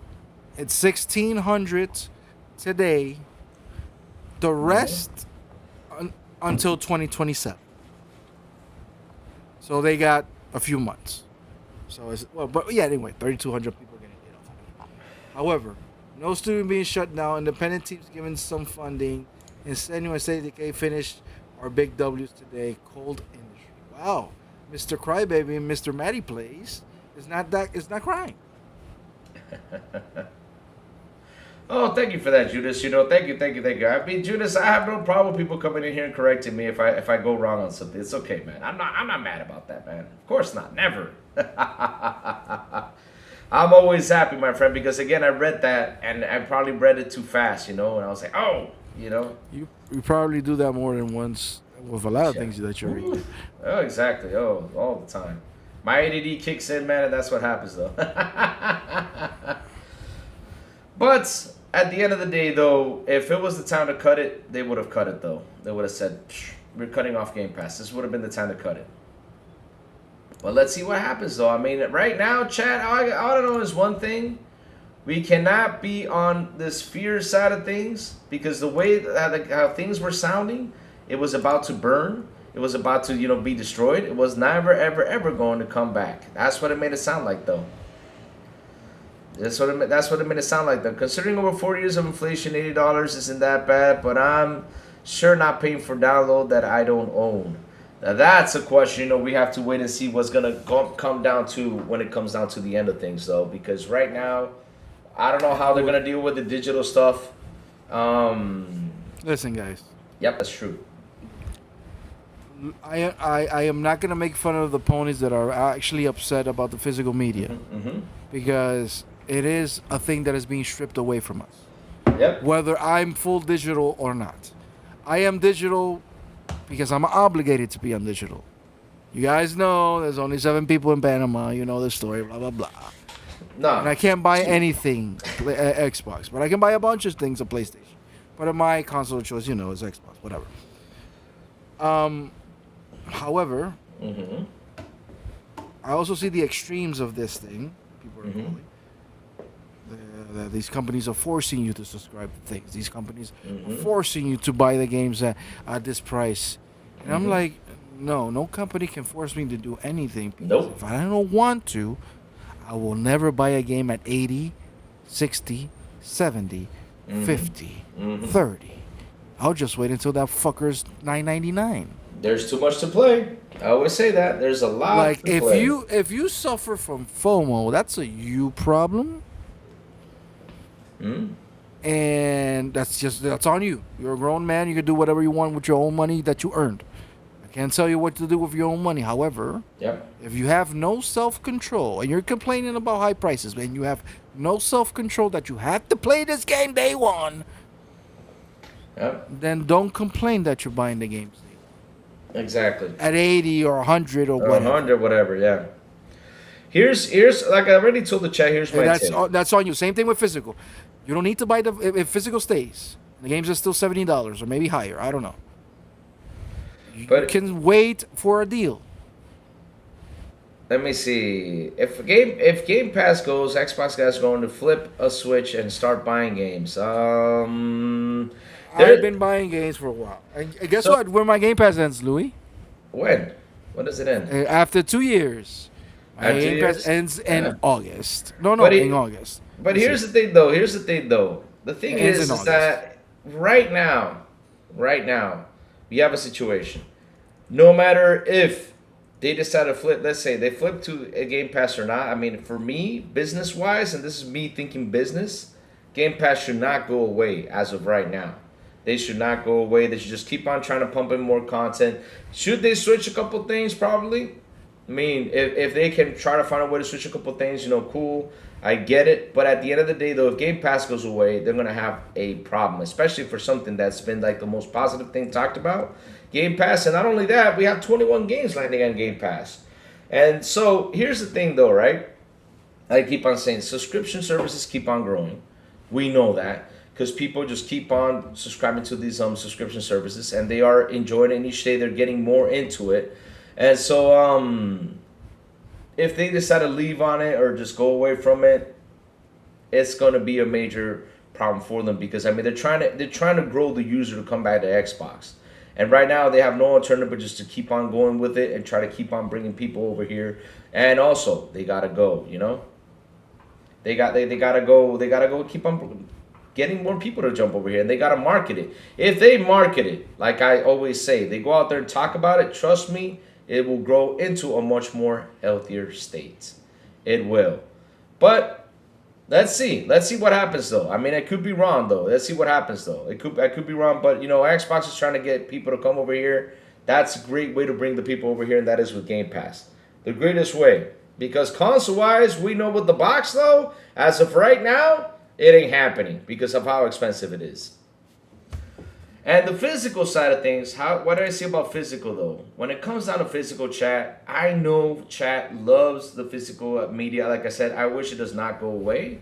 But again, we are facing a huge amount of people out there because if it was only physical for games, cool, right? But it's not only physical for games, it's physical for everything. We're talking about physical for movies because these guys are printing these CDs and they were making 600,000 Blu-rays a day. 600,000. So let's multiply that by 31 a month. I mean, bro, you know how many Blu-rays is that a month? 600,000 times 31. That is 18 million Blu-rays. And they're only selling literally like 15% of it. Not that much. So they have a bunch of Blu-rays just scattered there, just doing nothing. So, of course, at the end of the day, the company will actually say, okay, or we lower our production facility, but there's another problem with lowering the production facility, like lowering the production of CDs, though. The next problem is how are we going to maintain the personnel? How are we going to pay for electricity? How are we going to pay for this? I mean, we just cannot go ahead and just make 100 CDs because of the hell of it. They can't do that. And I'm telling you business-wise why this is happening, though. But do I agree with it? No. I wish it could be someone out there who just keeps on producing it and keeps on making them and keeps on giving people what they love, and that's their physical. That'd be fantastic. But I don't know what's gonna happen, though. Let's wait and see, though. But yeah, it sucks. It's happening. I play free Xbox Game Pass Ultimate Tricks example sub 9 hours and canceled. Oh, HTK, what's up, my bro, HTK? Oh man, HTK, I cannot wait till tomorrow night. We're gonna have such a lovely conversation tomorrow night, my friend. How you doing, bro? How you doing? I don't know if this matters, but I know someone when the statistics of my digital account, I have over 1,000 downloads probably. The bullshit. What happened? What happened? What's the bullshit now? Okay, so Shinobi. Oh Lord, what did Shinobi say now? 21 minutes ago. Like Yep. Xbox CEO Asha Sharma wants to reach 1 billion players a day. It currently reaches 1 billion a year. So I opened the link of Bloomberg, and it says absolutely nothing about that. It only talks about the things that happen today. Why even write that?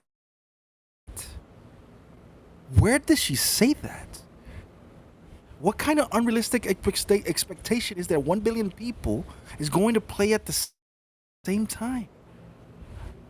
Like, what is happening with these? Like, what? I just saw the post though, 22 minutes ago, right here. I just saw the post. Let me see if I can read it again, because maybe I'm missing it. I'm like, where does Here, it say here, that? here it is. It says here, Xbox CEO Ashley Sharma wants Xbox to reach 1 billion players per day, but they do have 1 billion players on Xbox though, she said. But okay, it currently reaches around 1 billion per year.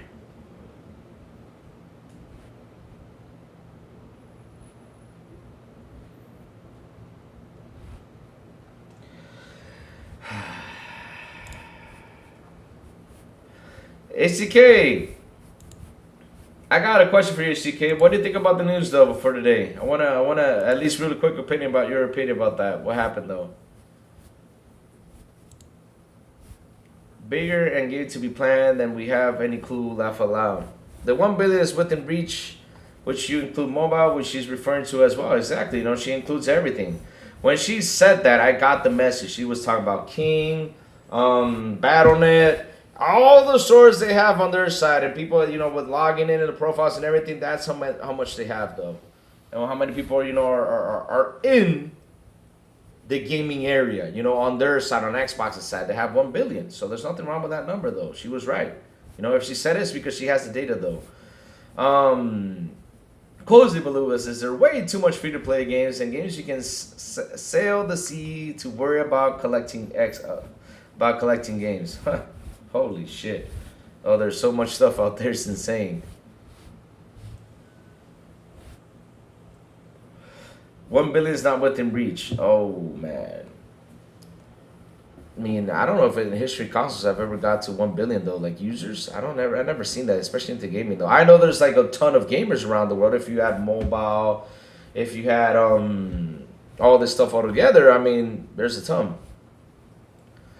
So HDK, wow, HDK says, seems to be the best outcome of what people were expecting. Yeah, see? That's the thing, though. I mean, even HDK says this. Like, we were expecting a blow. I think we talked about this like 2 weeks ago. We were expecting a bloodbath. I think we did not get it, though. Like, a bunch of us like, oh, they're making it sound like it's bad, though. I always said, wait till the company confirmed because, man, this is all too weird. Like, everything went out there, though. All I know is one thing, though.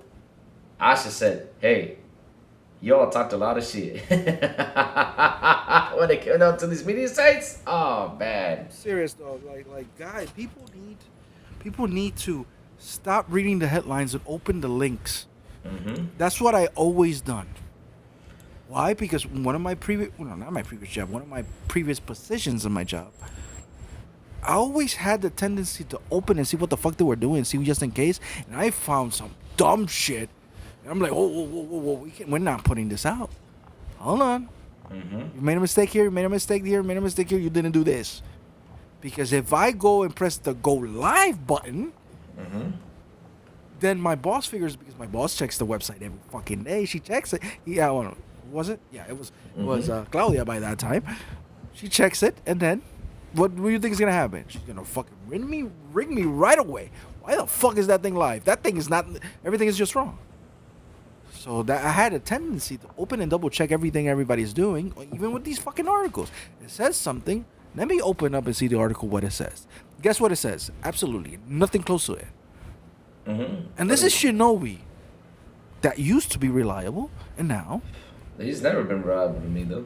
And now, he's running with this clickbait bullshit. Like, what are you doing? Of course, a lot of people are running with clickbait bullshit. That's what they've been doing for the past couple of months. Everybody's been running with clickbait. For the past month, everything has been clickbaits. Clickbait over here. Oh, they're shutting down. And this is why I always tell the chat, wait for the company to confirm. Once we hear confirmation from the company for everything that's happening, we're going to see it be like, oh shit, you know? Shoot. Why do you think most of the time they only post pics of the headlines, Joey, and not the links of the actual article? Exactly. That's what they do because they get those clicks in there and they get their fanboys. You know, That's even worse because when you open the article, the headline of the article doesn't say anything about 1 billion players. Nope, didn't say that. It doesn't. It doesn't say it. So the headline that they're posting is fake. The actual article doesn't mention that because he said that's the headline of his tweet. Asha wants to reach 1 billion players per day. When you open Bloomberg's article, it says Microsoft Xbox cuts 3,200 jobs, divest 5 studios, a major overhaul. It doesn't say nothing about 1 billion players. And I've read it twice, unless I brushed it off and I didn't read it. I'm like, and besides, who the fuck reaches 1 billion players a day? Like, what is this? I don't think a supermarket where people go to buy food gets 1 billion people a day around the world. And we need food to live. Yep, we need food to live. Yeah. Like what? Joey, welcome.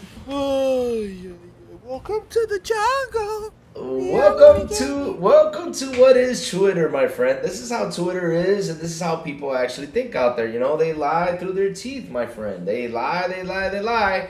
And once you start pointing fingers at them, they get mad at you because you said, hey, you're lying.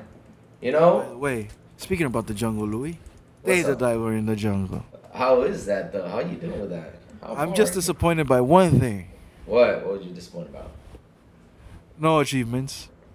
No, that's the only thing that really took me out. I was like, why didn't I have this thing? But I'm not an achievement hunter, but it's always nice to see two. Yeah, it would be nice to see achievement because we got more species of fish, we got more bosses. Yeah. We got the bugs, which I did everything. Here's the funny part, though. Did you get all the bugs? I'm having issues with the damn freaking bugs, though. Damn, I gotta go in. Yeah, I hunt them down all. You did? It took me a while, but I did them all. Oh, okay. Here's the thing, though. I understood all the Easter eggs, not the Easter eggs, but all the characters. I knew them all. Even the guy from 2 Point Games from Sega. I saw it. I'm like, he looks like the guy from 2 Point Campus. Yeah. And then I'm like, oh shit, it is him. Yeah. The little green creature that's from Cutout. I think the name of the game from the cell phone. Yeah. It's a little green. Yeah, I recognize that. I recognize that little JRPG kid. I recognize them all. The Easter eggs, it was great. Yeah. No, I got another complaint. What? Spoilers. I know you guys are never gonna play it. And yes, Dave the Diver again. I get it. You threw us through that prehistoric underwater world that we were back. Remember when you got through to that you were upside down and it was a new world. Oh yeah, I was like Godzilla. You know the Godzilla thing. You threw us there, and we can't access that part of the world. Not yet. I'm like, you motherfuckers. Hopefully, it's a new DLC. It's gonna be DLC. That we're going back in time, and it was gonna be fucking awesome. But that's that time. I'll talk about the DLC. I'll talk about Dave the Diver for a while. It's not back in time. It's like Godzilla. You know, it's like It's like the Godzilla verse, right? You see Godzilla's on top. No, it's not the Godzilla verse. It went back in time. No. It doesn't matter what it was. No, it was not a portal. No, because it didn't go back in time. What happened was, it's like the Godzilla films, right? If you watch Godzilla. So after, you know what happens, right? He goes down there, and all of a sudden the world is upside down. Because remember, the world is upside down. He's like... It's another... Dude, did you read... Hold on. Louis, did you actually read the thing? No. It's another world. Oh, because he had to blow up the bomb, so the wormhole pulled him back. Pulled him back, yeah. He pulled him back to another world. Yes. So it's another world. It's not underworld. It's another world. It's like Godzilla in the other world, right? No, another dimension, not under the ground. It's another dimension entirely. Oh man, I can't wait. It doesn't matter. It doesn't matter. What bothers me is we're getting a Poncho sushi game that I don't want. I want a Poncho sushi game in Dave the Diver. I don't want that separate game. Yeah, but eventually, but I got a feeling I'm gonna buy it and like it. But what I'm saying is, hold up a second. I want to play in that underwater new prehistoric world so badly, and that's what's like. what do you call it? Disappointing about the DLC. But other than that, I'm gonna give it a 9 out of 10. I love it, and that's it. No more Dave the Diver, because no more Dave the Diver. Yeah, you're finished. You're done. So it says here, no studio is closing. No, they did not announce any studio closures. What they did was for the studios that were out there, and they said, okay, should we keep on pumping this financially or not? No. Listen, okay, studios, you guys are being laid off, but you guys are going to be independent. Have a good day. We don't have nothing to do with you guys. Go on out there, get your investors, get what you got to get, and finish your games, what you got to do. We're done. That's what happens, though. I mean, the studios did not get shut down. Those studios got money. They became independent, and now they're going to continue on with the works. What would have been worse is if they would have shut down the studio with the game and not letting anything else go out there. That would have been worse if that would have happened, though. Would have been worse. Whew. 100%. I mean, that would have been the worst PR ever. Now, like for me, the only studio I was expecting to be closed, though, out of this news was Compulsion. Then the rest of them, like, that was the only one I was like, right now they're not doing nothing and anything. I mean, they got shut down. All right, I get it. But then the rest, though, I'm like, I was kind of like... Honestly, yeah. I thought all of them was gonna be shut down. Really, you did? Nah. Yeah, because I didn't think Asha was Phil and have a heart. No. This is what tells you is Asha's ready for a fight. This is basically what she's No. She's ready for a fight. No, I'm not saying she's not. I'm not saying she's not ready for a fight. I'm saying that I didn't think she had a heart. Oh, she had a heart. Okay. Because if this would have been EA, they just close them down. Oh shit! EA would have shut down that thing. Yes, you understand? If it would have been Ubisoft, they would just shut them down. You see, like it would have been Phil. Phil would not do that. They would just let him be independent, like what they did with the Hi-Fi Rush. I gotta applaud this dude. I gotta applaud him. No, I want to applaud him. I just good for you, but not want to applaud him. Fuck that. I know, fuck that dude. But I'm just gonna say what he says out here, and you will see Sony hide behind today's Xbox news. There's where we are, people. One greedy company hiding behind another greedy company's bad news to avoid addressing their own. Oh, so you're dissing Xbox too? Okay, never mind. Fuck you. You're done. But at least he's still talking about the Sony situation, which is still the most talked about situation till this day. And Sony has been hiding for 5 days, not saying anything. They literally hiding from these dudes.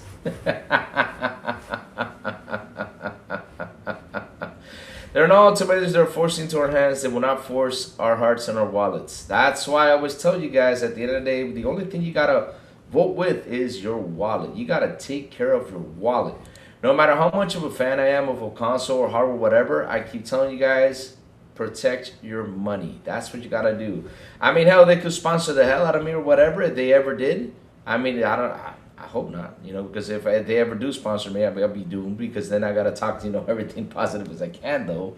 But at the end of the day, it's like what I say, though. You guys gotta protect your wallets. That's the only biggest advice I tell you guys. Protect your wallets. Know how to buy your games. You don't have to go nuts and spend $100 each game that comes out, or $80 each game that comes out. Now, if you want to wait for a sale, get it. If you want to wait for Game Pass, wait for Game Pass. There is so much to play right now that we can't go nuts.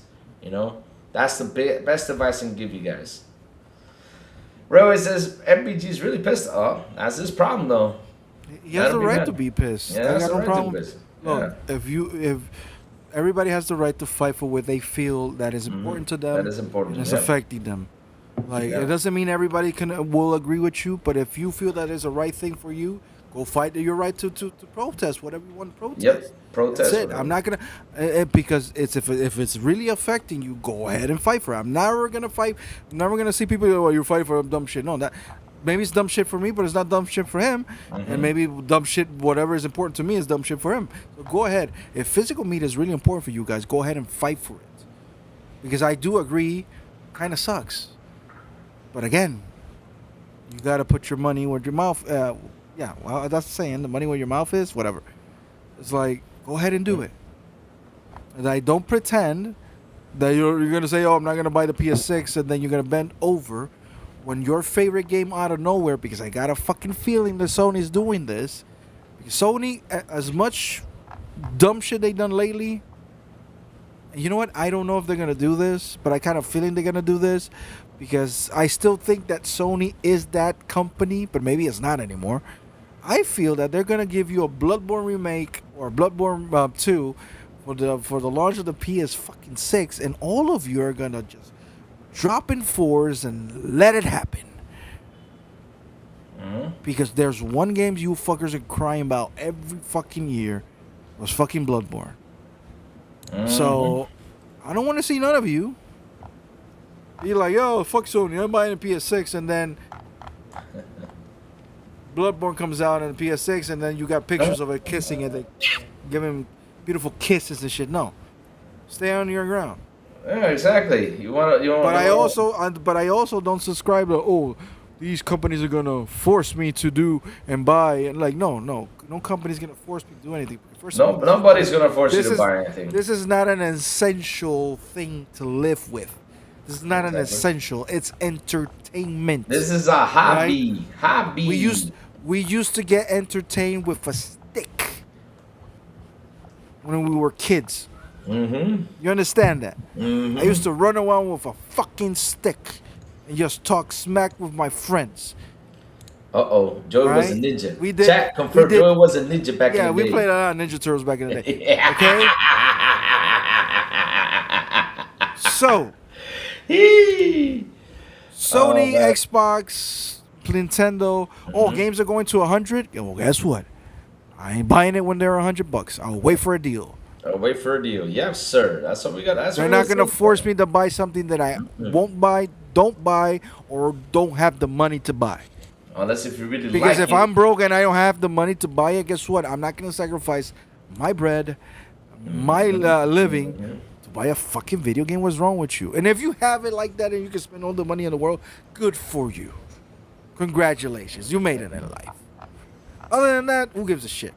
Like, do you really need to buy Grand Theft Auto day one? No, you don't. But guess what? Nobody's complaining about that shit because everybody wants to play that game.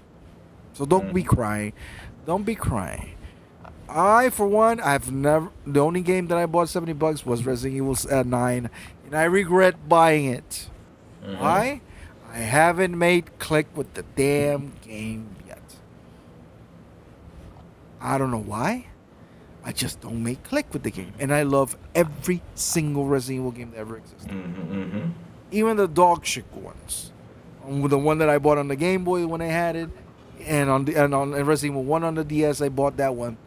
Even Deadfire, I think it was. Okay? It was just a first-person bad one. Okay? So, enough with these companies going to make you and do this. No company can make you do shit. Nope. They don't. Wait for a deal, or even better, pirate the game. Whoa. What a weird concept. Pirate the fucker. Who gives a shit? The one word they find awful, pirate. When back in the day. I endorse piracy. Why? Back in the day, we did all that stuff. Louis is a Caribbean human being. That's wrong. I don't know. I didn't have the word. He's a Caribbean citizen. This man has history with pirates. Me, same thing. One of the biggest forts from Spain holding the gold was in Panama. And guess what happened? I think it was bombarded by pirates every fucking day of the week. We have history with pirates. Probably, Bluey and I have bloodline from fucking pirates. So guess what? Piracy is endorsed by me and Louis. So if you don't have the money, you don't want to pay subscription insurance, you don't want to do none of that shit, pirate the game. I endorse and I approve this message. That's it. Pirating. We're going to hell for this. Oh man, I just find it funny because man, every time these dudes come out and be like, "Oh, pirating is bad. I can't believe PC players pirate games." I'm like, bro, you did that back in the day. Especially, I love how they come like the Dominican guys here, the ones who are gamers all their lives. I love when they come around and talk about it. I'm like, what are you talking about? You're the first one who had this thing pirated. What are you talking about? They are like, oh, buying CDs is good. Get your physical. I'm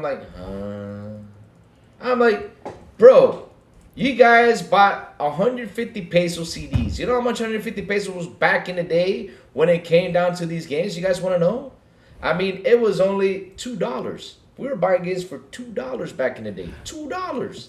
Shit, come on, man. And all of a sudden, chat, let me tell you something. I had the biggest. I had like 5 or 6 CD cases full of games to play, and asked me how much I play out of all of them. And let me tell you something. Those CD cases had stored up to 100 CDs. Guess how many of those? Guess how many of those games I played though? Probably 50 or 60 or 80, 100, no more than that. Because then the rest though. I have a CD case right here. Unfortunately, Yeah. I had a dog. I left home. This is when I was still a bachelor, living alone. I had a Boston Terrier, Daxter. God rest his soul. I left him alone. Somehow, I just like recently moved to that apartment. Somehow, this little bastard opened my fucking luggage where I had my clothes and everything, all the 360 games back then. He opened the fucking luggage looking for, I don't know what the hell he was looking, because I left him his food, I left him everything. He opened the bag, ripped the zipper, and he started breaking. He found the 360 games, and guess what he started doing? Chewing on the fucking cases. Oh God, no. So because of him, I got Stick of Truth for the 360 on this CD thing. I got Guitar Hero 5 on this thing. I got Halo 4 on this thing. I got fucking Mercenaries. On this And Gears of War 2. Yeah, he ripped that fucking case too. Piece of shit. I love him though, but goddamn. My original case of Halo 1 he ripped, so Halo 1 is here. Gears of War, the first one is there. Fucking shit. Now that I think about it, this kind of hurts. Left 4 Dead. Metal Gear Rising. Those are the cases he broke. Fable 3. He broke one of my GameCube games. Like all the GameCube's game he broke. So it's like POS. He broke my Wii Sports case. He broke my Wii Sports case. He broke Mario Sunshine. He broke Crash Bandicoot 3. And many more. But and many more? Shoot. But yeah, that's what I mean though. Like they go out there and they tell us like piracy is wrong. I mean, did you ever use Napster? Did you ever use all this technology that was back in the day for us, you know, because heck, I'll tell you this much, and this is to be honest though, as kids, we were broke gamers. Growing up, we were broke gamers. Thank you, Rangy, for you can't break digital. You can't do what? You can't break digital. He got it.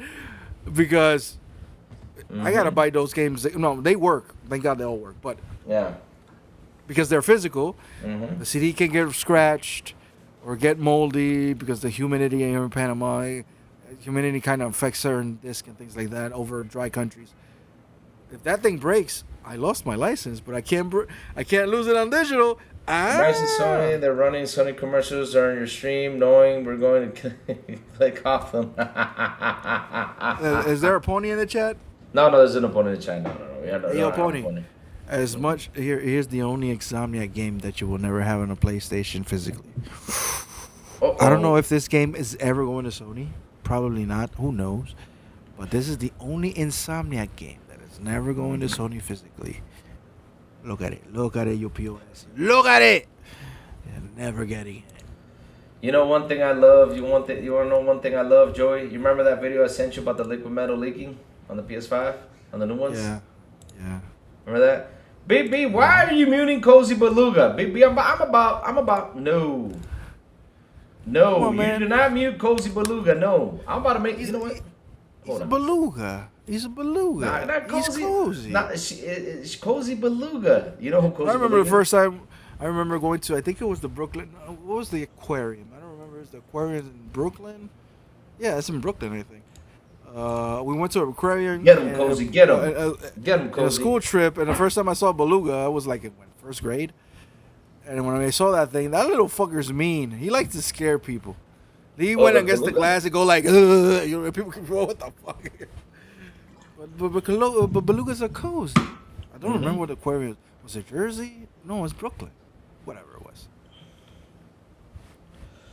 Now here's a question: if someone steals your console, they should be able to track it through the internet if it's being accessed, though.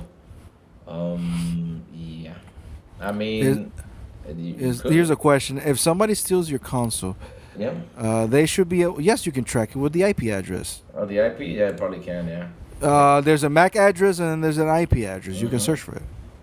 Oh, there is. Okay. Did not know that. Learn new Look, stuff. every electronic that emits internet has ways to trace where it is. So- You just so- need the right tools to do so. So guess what? This here comes the funny though. Or just put an AirTag on it. I don't know. So here's the thing though. Now they're saying, because of course they had to look for the negative, Joe. Are you ready for this? They're saying this. Oh, here it comes. Nothing negative that could come out of. Oh yes, there is one, because they found a loophole though. This comes from Windows Central. Not only that, this also came out. Jazz. No, it was Adam Hales though, not Jez.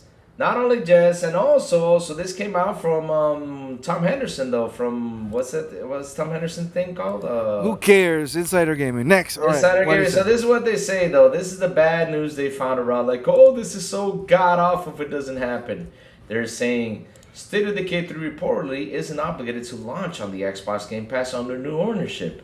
Now That's fine. Who gives a shit? gives a shit. I mean, if we want to buy it, we'll buy it. Fuck it. Who cares? All the money we save, we'll go ahead and buy it. It's like, I love all these guys who say, oh, this is god awful. I mean, shit, if I want to buy a State of Decay, I'll buy the damn game. That's it. I don't care if it's good coming or not. Shoot. Hell. What the hell? Come on, man. I mean, come on, guys. I mean, is that the only thing you guys found wrong out of everything right here? Is that this game is not going to be a Game Pass? Oh, come on, man. You guys, come on. Who cares? Go buy it. Go buy it. Yeah, exactly. You have the option to buy it. If you don't want to buy it day one, wait for a sale, period.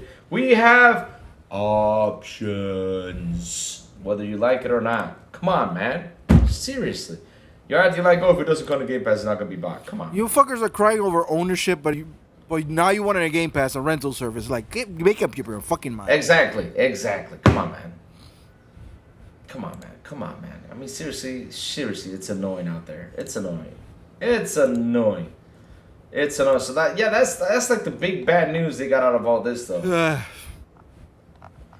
But, like I said, layoffs suck. Agreed. That sucks. It's bad, 100%. But You know what? no games. What What are you about to do? I think I'm gonna buy me a bunch of empty Xbox cases and start printing the cover cases, the covers of the cases, and every game I buy, I just print the thing, put it in these empty cases, and shelve it just to look at it. I don't know what. It's dumb comments. It's just like. It's just a dumb. Like, there's nothing on the disc, guys. There's nothing on the disc. Nintendo, guys. Nintendo is telling you to your face.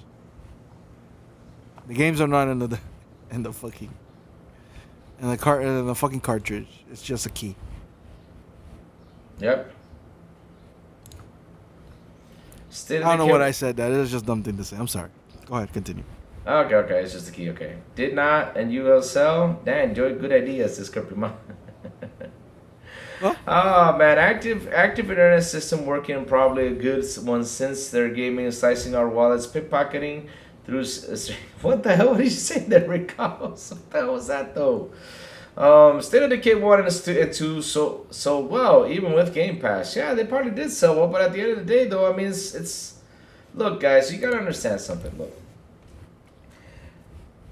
I was gonna say this. There's layoffs, which sucks, and I hate that people have been laid off. I hate that people, are losing their jobs and everything. I hate that idea no matter what. I seriously hate out of all that. That's the worst part of the news. Now, when it comes down to the gaming side of the news, though, the games were not canceled. The studios were not shut down. So we're going to continue to see the games going to come out. right? We're gonna still get them. We're gonna still play our games. We're gonna still have some fun. At least, nothing bad happened to the studios. Nothing, awful. As media was pointing it out and making it sound like the worst thing. I mean, they were literally shutting down everything, selling off Bethesda. Look, they literally says Xbox One I was gonna sell off itself. They literally said that out there. They threw a lot of BS out there that I sat here. I was like, come on, guys. I mean, you can make something better. And especially with these 5 days or 6 days since Sony's been out there, doing what they're doing. These guys have focused way too much on what Xbox is doing or whatever's going to happen on Xbox, and they literally got it wrong with what they said. But look, if they become independent, the games don't get on Game Pass or anything, look, that is what is it. And let me tell you something. This is how much it is. 4 games. 4 games that you can go ahead and buy. It won't affect you if you want to buy them day one, or if not, wait for a sale to get them because they're going to sit there for a while for you to pick up and purchase. Period. So, again, media's just looking for the negatives, and no matter how much negatives they look at, I mean, like I said, this is a CEO that just jumped in, and there was going to be some changes. Yes. Were there going to be layoffs? Probably. I mean, that was probably going to happen, and of course it did happen, but changes are being made. And let's see how things go on from now on going forward, and how Xbox is going to do. Yeah, that's all we gotta wait and see, chat. But at least we got our answer for the news about everything that happened. So let's relax. I got a question. Maybe you can answer this, Louis. What's up? How many employees did Xbox, between ABK, Blizzard, ZeniMax, and Xbox Game Studios, and his whole entire organization has? Oof. Oh my God. Not Microsoft. No. Xbox, they probably have like 30,000. Probably. I'm just sending a number, 30,000, or probably 25,000. And they're losing what? 1,600. Something like that. It wasn't? No, 3,200. No. 3,200 on the Xbox though? Yeah, because it said 32 by 2027. I think. Hold on a second. It says here, Xbox currently employs approximately 16,900 people worldwide. This follows a major corporate restructuring. The July 20% of the workforce reduction. Okay, so 20%, 16,000 people. Yeah, 16,000 people, yeah. So IGN, you piece of shit. Look. No, not 16,000. Sorry, 1,600 today, yeah. All right, IGN, what are they saying? Sorry about that. Sorry, no, but how many employees in total? Oh, 16,900. Wait. No. I'm talking about in total. Not the ones that are losing their job. Okay. Let's say nobody. How many employees do they have? 16,900 people worldwide right now, as of right now. 16,900. 16,000. I know, 16.9. Yeah, 16.9. Yeah. Yep. That's a lot of people. Mm-hmm. So IGN, you piece of shit again. Xbox is not healthy, but losing all of its talent isn't the cure. They're not losing all the fucking talent. So what about the talent that is staying? They said that? They wrote an article saying that? Oh, God. Go ahead, look for IGN. That's why I asked, how many people do they have? So losing all of it. What are you talking about losing all of it? They're losing a chunk, but that's not all of the people. Holy shit, there's the article, though. People are saying they're around 20K. That's a lot of people. Damn. Yeah, that's what because I was trying to find it, and I don't see an exact number. But laying all of its talent, all. I guess they're sponsored by Sony, though. Yeah! Oh, that's right. That's right. Because here's the thing, though, chat, and here's the best part about everything that has happened in the last 5 days. I gotta say, the best thing that has happened in the last 5 days is that we found out everything that we've been always had in our hearts, because we knew, because of the whole situation when it came down to the Xbox tax. We found out, my chat, that Sony sponsors a lot of these media sites. Oh my God. You see the bullshit of and the people, look, 839 likes. A random dude that just bought the fucking blue check mark says, Marble's Blade has been delayed internally and has gone over budget and will continue to be delayed until Arcane Leon finds a new owner. Who said that? Who said that? But that came out from out of slot. That could happen. That could happen, yes. But nobody said that. Nobody said that. No. Said they're looking at business strategies. You know what the strategy things seems to me? Mm-hmm. They want to see if the game is worth it enough to put more people into it, or downscope the game. I think they just want to see what the fuck do you have and to see what we can do with this shit. Exactly. That's what I agree right there. It has nothing to do with fucking. Oh my god.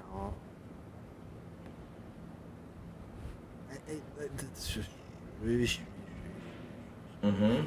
Another great stuff is here is that Helen Chang, corporate vice president of Minecraft franchise, is the new Xbox COO.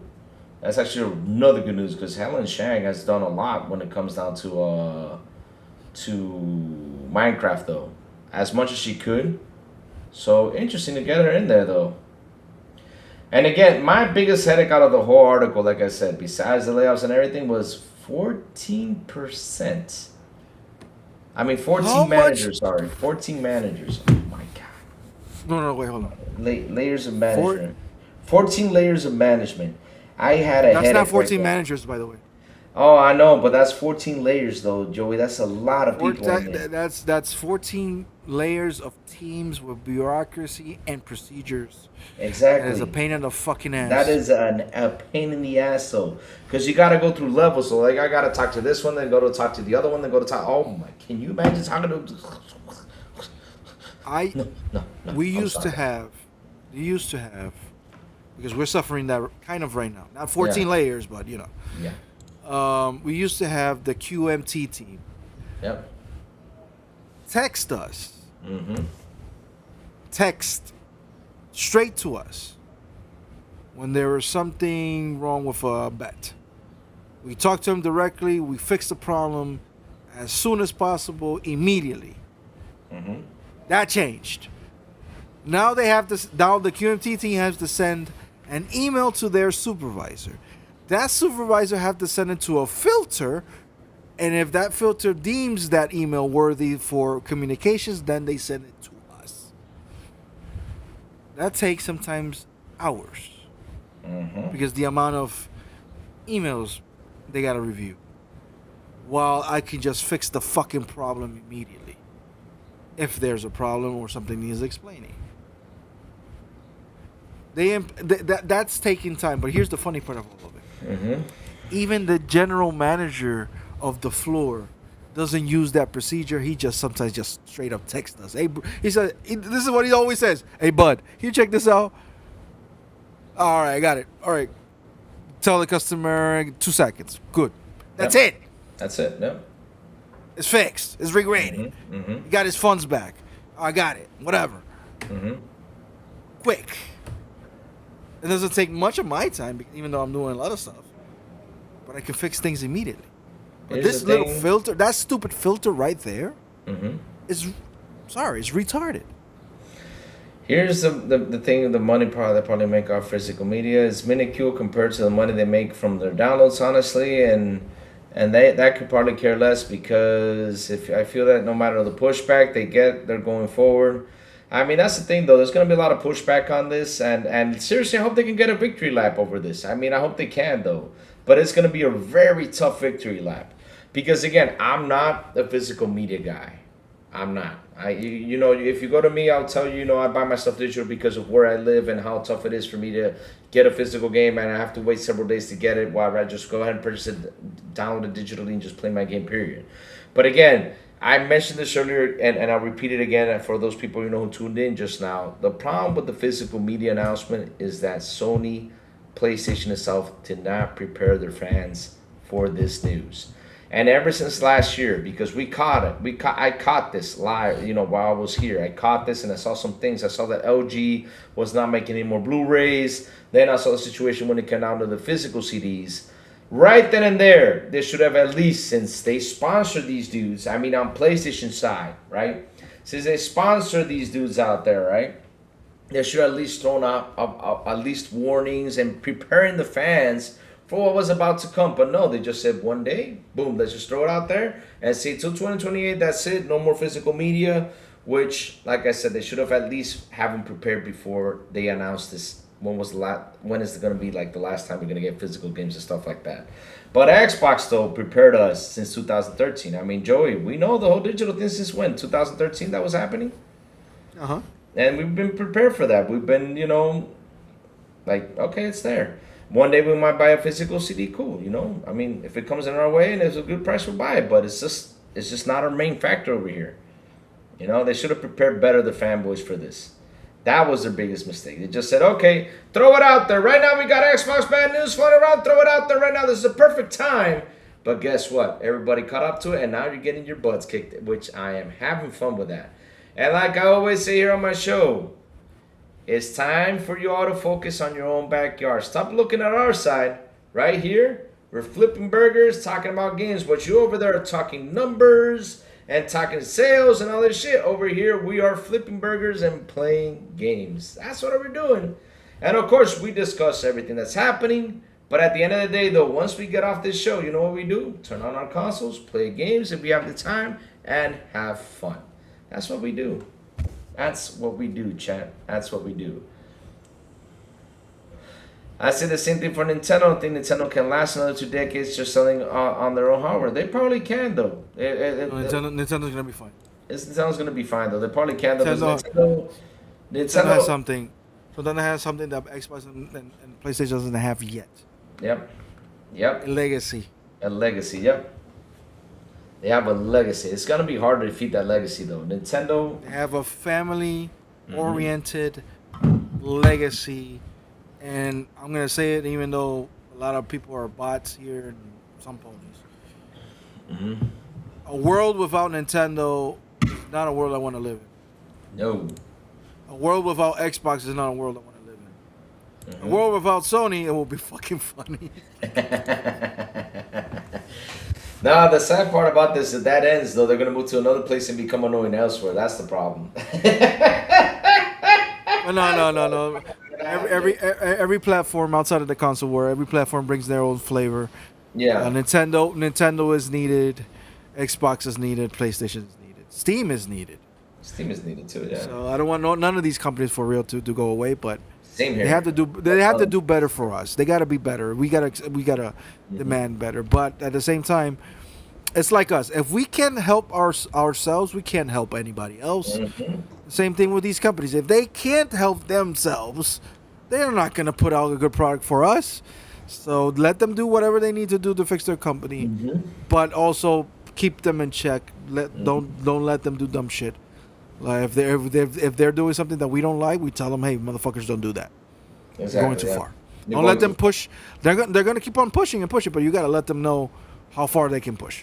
Exactly. How far are you willing to take? So, and if people are not willing to take the non-physical world, go ahead, do it. Fight for that. Fight for what you think is right. But at the same time, you're fighting the wrong fight. You're fighting the wrong battle. The real battle is we got to go to our representatives, the politicians, whoever it is, legislators, and fight for our digital rights. We are living in a digital world. Somebody made a comment, I don't know who it was, like, yeah, motherfucker, we should be fighting for digital rights. You know why? Because people are buying fucking digital goods like Bitcoin. That is fully digital. There's no protections than that motherfucker. A lot of us don't use cash anymore. Personally, I don't use cash anymore. So my money is basically fucking fully digital. So they should be looking at digital rights and everything. So that's the fight we should fight for. Games should not have DRM. We should do whatever we want with the games. There should be a special marketplace that we can sell our digital goods, our licenses. Like, hey, Louis, I got this game. You want it? Cool. I'll sell it for you this. And then the fucking website, whoever sells it, gets a commission out of it. That is fine. But I make money. Louis gets a game on the cheap. And the company who is selling it gets a commission out of it. Everybody wins. But digital rights should fight. Not the plastic disc. is the rights inside the disc. Exactly. If you own the disc, you should have the rights to own it digitally and have the rights to stream it on the cloud. At least sell the rights. I mean, at least have the option, like to sell your license if you don't want it anymore. I mean, at least have that option. I mean, that's the whole thing. We got to go out there and fight because okay, everybody's going digital, but fuck, you got to give us options. You have to. So that's the whole thing they gotta fix out there. So let's wait and see, you know, what goes on to that. And I hope they really take charge of this and regulators take charge of this and say, okay, we gotta fix this because people are mad. I know there's presidential candidates who are looking at this. I know it's been all over the news and everything. I hope that they actually take a look at this and say, okay, we have a problem. We gotta get this fixed because if this is a digital license and it can affect the company with the digital license and stuff. But hey, give the person the option to at least actually sell it and make some money back. Shoot. I think politics and presidents and legislators that this won't change until somebody from that generation, millennial maybe, or Gen X, gets into power, and he knows how much this affects consumers because he lived it, right? Like, don't expect somebody as old as shit to actually care for this because that person probably doesn't even know how to use the internet well, right? But let's say Louis gets the age, I get to the age, or some of you gets to the age to be a president, and you actually win. You know how the digital world works, how the RAM crisis is affecting a lot of stuff. Of course, you got to worry about bigger things, you know, things more important than video games, right? But at the same time, I think until somebody gets to that age and has lived this lifestyle and understands it, we won't see a change. But that's the change we need to fight for right now. Digital rights. Because everything's turning digital. Whether we admit it or not. Everything's turning digital. And we should have the rights to do whatever we want. Exactly. So we should fight for no DRM. That's the first thing. Always online should not be a thing. Like if a game shuts down the servers and you can't play it, you should have the right and the company should have the obligation to give you a full refund for the game that you purchased. Yep. And if they can't give you a refund, then at least give you store credit to buy something else. But you should have something of like the people who bought Anthem or the Crew. The Crew, yeah. Oh shit, that was awful. They should have gotten a refund. Automatically or store credit. Yeah, they should have gotten something nice back. So those are the rights, not the disc. The disc means nothing. It's the rights inside the disc. But anyway, that's it. Yeah, I got it. Well, chat, listen up. The crazy and Joey has got to go. It's already 12, in the afternoon. We got things we got to do. I imagine Joey's got a free day today doing some stuff. Me, I got to get packing. And don't worry, guys. Tomorrow morning, I'll be back with more on the news that's happening with Xbox. I don't know if Joey will come by, but if he's free or not. But I mean, tomorrow we're gonna keep on talking about more Xbox news because I know I gotta work. I'm sorry. You gotta work. It's okay. So, but like I said, though, we're gonna have more news coming by, more things that are gonna pop up because, of course, there's gonna be a lot of articles pouring out, and we're just gonna have simple and lots of fun.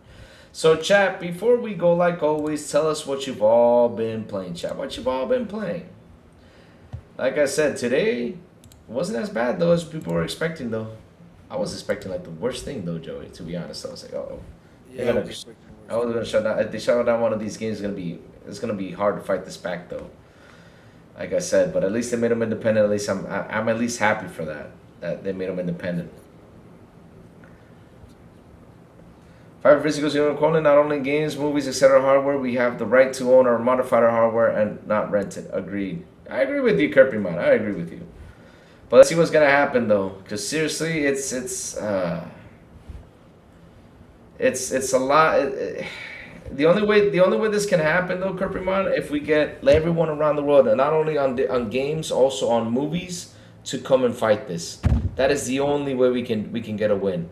If that can, and let's say we're only like 20% of the people that are fighting this. And then the other 80% doesn't care. Nothing ever happens. So that's the only way it can work, though. So Cozy says she's been playing FH6 and Risk of Rain 2. Awesome. Splinter Cell Blacklist. Nice. Great. Oh, nice game to play. I was playing Splinter Cell Blacklist last night. I finished it. You finished it last night? Ah, man. Thank you for that, Lamont Davis. Thank you. UFC 6, Battlefield 6. I mean, not last night, yesterday afternoon.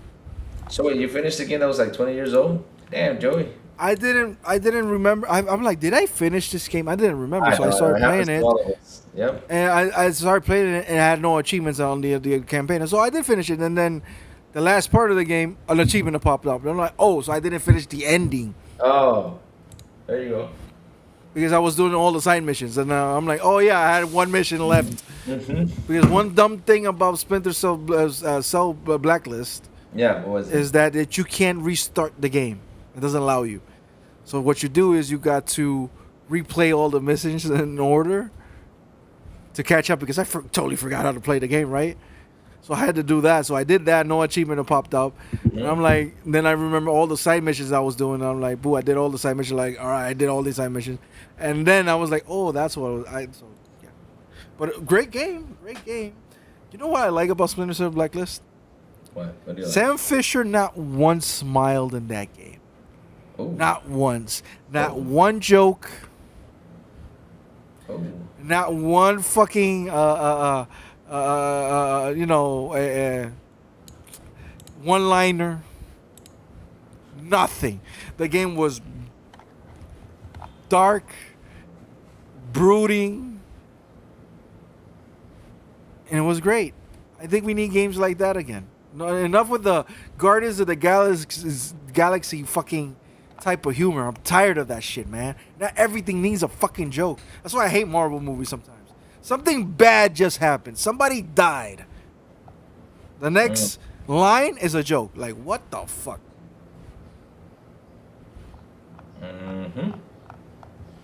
I don't get it. You don't get it? Oh. I don't get it. Like, I get it. I know in real life people make fun of things. But we're talking about nuclear bombs blowing up in the middle of city and people dying, and you're gonna make a joke? Really? I mean, bro. You used to watch the old Arnie movies. Remember when he used to say, "Stick around," through the night? Yeah, but after that, was there a joke? No, they were all fucking dying. Oh yeah, they're getting their butts kicked. After that, they were like, "Holy shit, Billy, Billy, I'm gonna have me some fun. I'm gonna have me some fun. Get to that chopper. Have me some fun. Have me some fun. Yeah, that's how it was. After that, nobody was laughing. Well, I mean, there was one scene when he says, "You're one ugly mother." That was a good line, but it wasn't laughing. And he was right. He was right, though. I mean, he was ugly as hell, though. Yeah. Yeah. And you're going to make me watch Predator 1 because I saw Predator 2. I know. Because remember, we're talking about Predator 2? Yeah, we're talking about Predator 2? Well, that's why I brought out the Blu-ray. Predator 2. I had to watch Predator 2 in great high definition, not in that bullshit stream service. Go watch it. Go watch it, Joey. Go watch it. Oh shoot! That was Dirt, not Billy. Oh God. Poor Dirt. No. We're gonna talk about Predator 2 versus 1. Billy had magic powers and had to look through a tree to find the predator. Danny Glover just straight up looked at him and put the fucking laser sight on him. Boom, he couldn't shoot him. He just couldn't believe what he was looking at the first time he saw him. Yeah. Like, he saw him on the rooftop. And he had him, if you look at the scene, the laser was straight on the fucking predator. He didn't need no magic powers like fucking Billy. None of it. He saw him. So more respect to Danny Glover and fucking Predator too. Yeah, Billy had like some Billy felt the nature out there. And I mean, bro, listen, I would not mess with Billy. I mean, Billy cut off a tree and he sipped on it. After he sipped on it, he gave like a prediction. I was like, what? So you just like literally Billy gave a philosophy after he like literally got the machete and chopped out the trees. Like, I feel like something bad is gonna happen out there. Like, huh? Like, how the hell did you get that feeling by just sipping off a tree, though? Billy's the only one who said, we're all going to die. And they almost all did. Yeah. I'm scared, Major. We're all going to die. That's a great I love Predator movies. Man. Oh, they're so good. Yeah, they are so good. I actually Dude, got the Blu-ray. I of saw Superman. Superman 1, the Christopher Reeve recently, and I still like that movie as much as a cheesy and the original Christopher Reeve movie. You like it that much? I love that movie. I mean, it's the first time we saw Superman in that light. It's a great movie, and it actually shows some. As much as I love Henry Cavill, Christopher Reeve is still fucking Superman to me too, bro. And it's the only one that got the origin story kind of better when it comes to Ma and Pa Kent, because Superman it's the only one that actually shows that like Superman's the all powerful, it could do anything, but the one thing he couldn't do is save his father, because he can't save it from a heart attack. That's that's the thing all these fuckers got wrong, not this dumb shit with fucking James Gunn like, oh, we want you to go to Earth and fuck as many women as you want. Like, what the fuck? Are you serious? Well, then you got Kevin Costner over here, like Waterworld over here, like, don't save me. Like, what the fuck, dude? Like, I saved them. Like, I don't know. But yeah, that scene right there was like, yeah, that's a dumb scene. I gotta. As much as I love Man of Steel, that's just stupid. And no, fucking Supergirl. I hate that movie. Did you see it? I saw it pirate, and I saw it fucking HD. It looked amazing. And it's like, this movie's just fucking dumb. You need to see He-Man, Joey. You gotta go see And He-Man. I thought Jason Momoa as Lobo, perfect casting would have been better. He needs to shut up. Every time he opened his mouth and said something, I'm like, oh, shut up. Wait, what was Jason Momoa? Who he played? Lobo. When did that happen? In the movie? Which one? Supergirl. So wait, Did you see Supergirl? No, I did not know that was Jason Momoa playing Lobo though. I'm dumb. I'm gonna block you for that shit. I'm not seeing Supergirl though. I've not watched it though. I did not know that. Yeah, he's Lobo. He's in the movie. Come on, man. But wait, but isn't he Aquaman in DC though? No, they deleted that fucking movie. That's why I was confused though. Why would it be? Okay, all right. You know, I don't get it. I mean, I would have gotten. No, I don't know. You know what? I'm gonna leave this because David Cornswept, the crybaby, is better than fucking Henry Cavill. I am done. Who? I am fucking done. Louis, I'm out. But chat, thank y'all for hanging out with us today. Thank y'all for super chats. Thank y'all for memberships. You guys rocked. You guys are awesome. I love you guys. That's seriously, chat. You guys are. Wait. Supergirl is good, but only for actual comic book fans. You fucker did not read that. Supergirl, Woman of Tomorrow, is a better comic book than that fucking dumb shit movie that they just made. Oh, God. Cut the shit, because people in this chat who actually watch the show knows that I. Oh my fucking god. Joey's a big Superman DC fan. He's a big DC fan. Do I have to bring out all the comic books? No, right? No. Do I have to? Oh god. Wait, is that a helicopter? Get to the chopper. Don't call me out in fucking comic books, you fuckers. Don't do that. Don't fucking do that. Because that shit is heavy as fuck. I'm not gonna do this. Luke, cut the show, but I'm losing my shit. Okay, guys. I'm losing my shit now. I got compendiums and collections back there. Oh, cut the shit. Oh no. But chat again, thank you for hanging out with us today. Thank you for super chats. Thank you for memberships. You guys rock. You guys are awesome. I love you guys. That's seriously chat. You guys are the best. I got two Batmans here. This is a Batman from The Long Halloween. There's another Batman right here. Superman's right there. Captain America's right there. Cut the shit. Wait, which Captain America though? The shield. A broken shield. I got it right here. But okay. Now that Captain America just came out I got though. two Batman statues up there. But wait, hold on a minute, because now I'm curious though. Not that Captain America just came out, right? Because that was. And that's not counting the fucking Batman tattoo I got on my fucking left calf. Hold on. I'm asking you a question you still have not answered. Is that the Captain America you got, the one that just came out? You know, with the What are we talking about? Didn't you see Captain America over the weekend, the new skin? I got no problem with that Captain America. Didn't you see? Even though he has a big dick, apparently. had to say it. He said it, but okay. Oh man, chat, hit the like button, hit the subscribe button, also hit that bell so I can tell you when XBI content comes out. And guys, have a beautiful night, be beautiful and awesome. And awesome.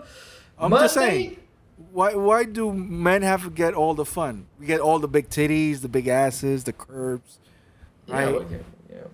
Let the girls have some big dicks. Fuck it, who gives a shit? Always. And if you're a man and you like it, go ahead and suck it. Who gives a shit? I don't give a damn. This has gone too far. Oh, this show's gonna have chat. Have a beautiful day, and I will see you guys tomorrow morning on Good Morning with Crazy Little Gaming. Fuck it, I'm done. It's gone too far today. Bye, y'all. Over the outro. You guys afraid of a guy with a big bulge? Who gives a shit?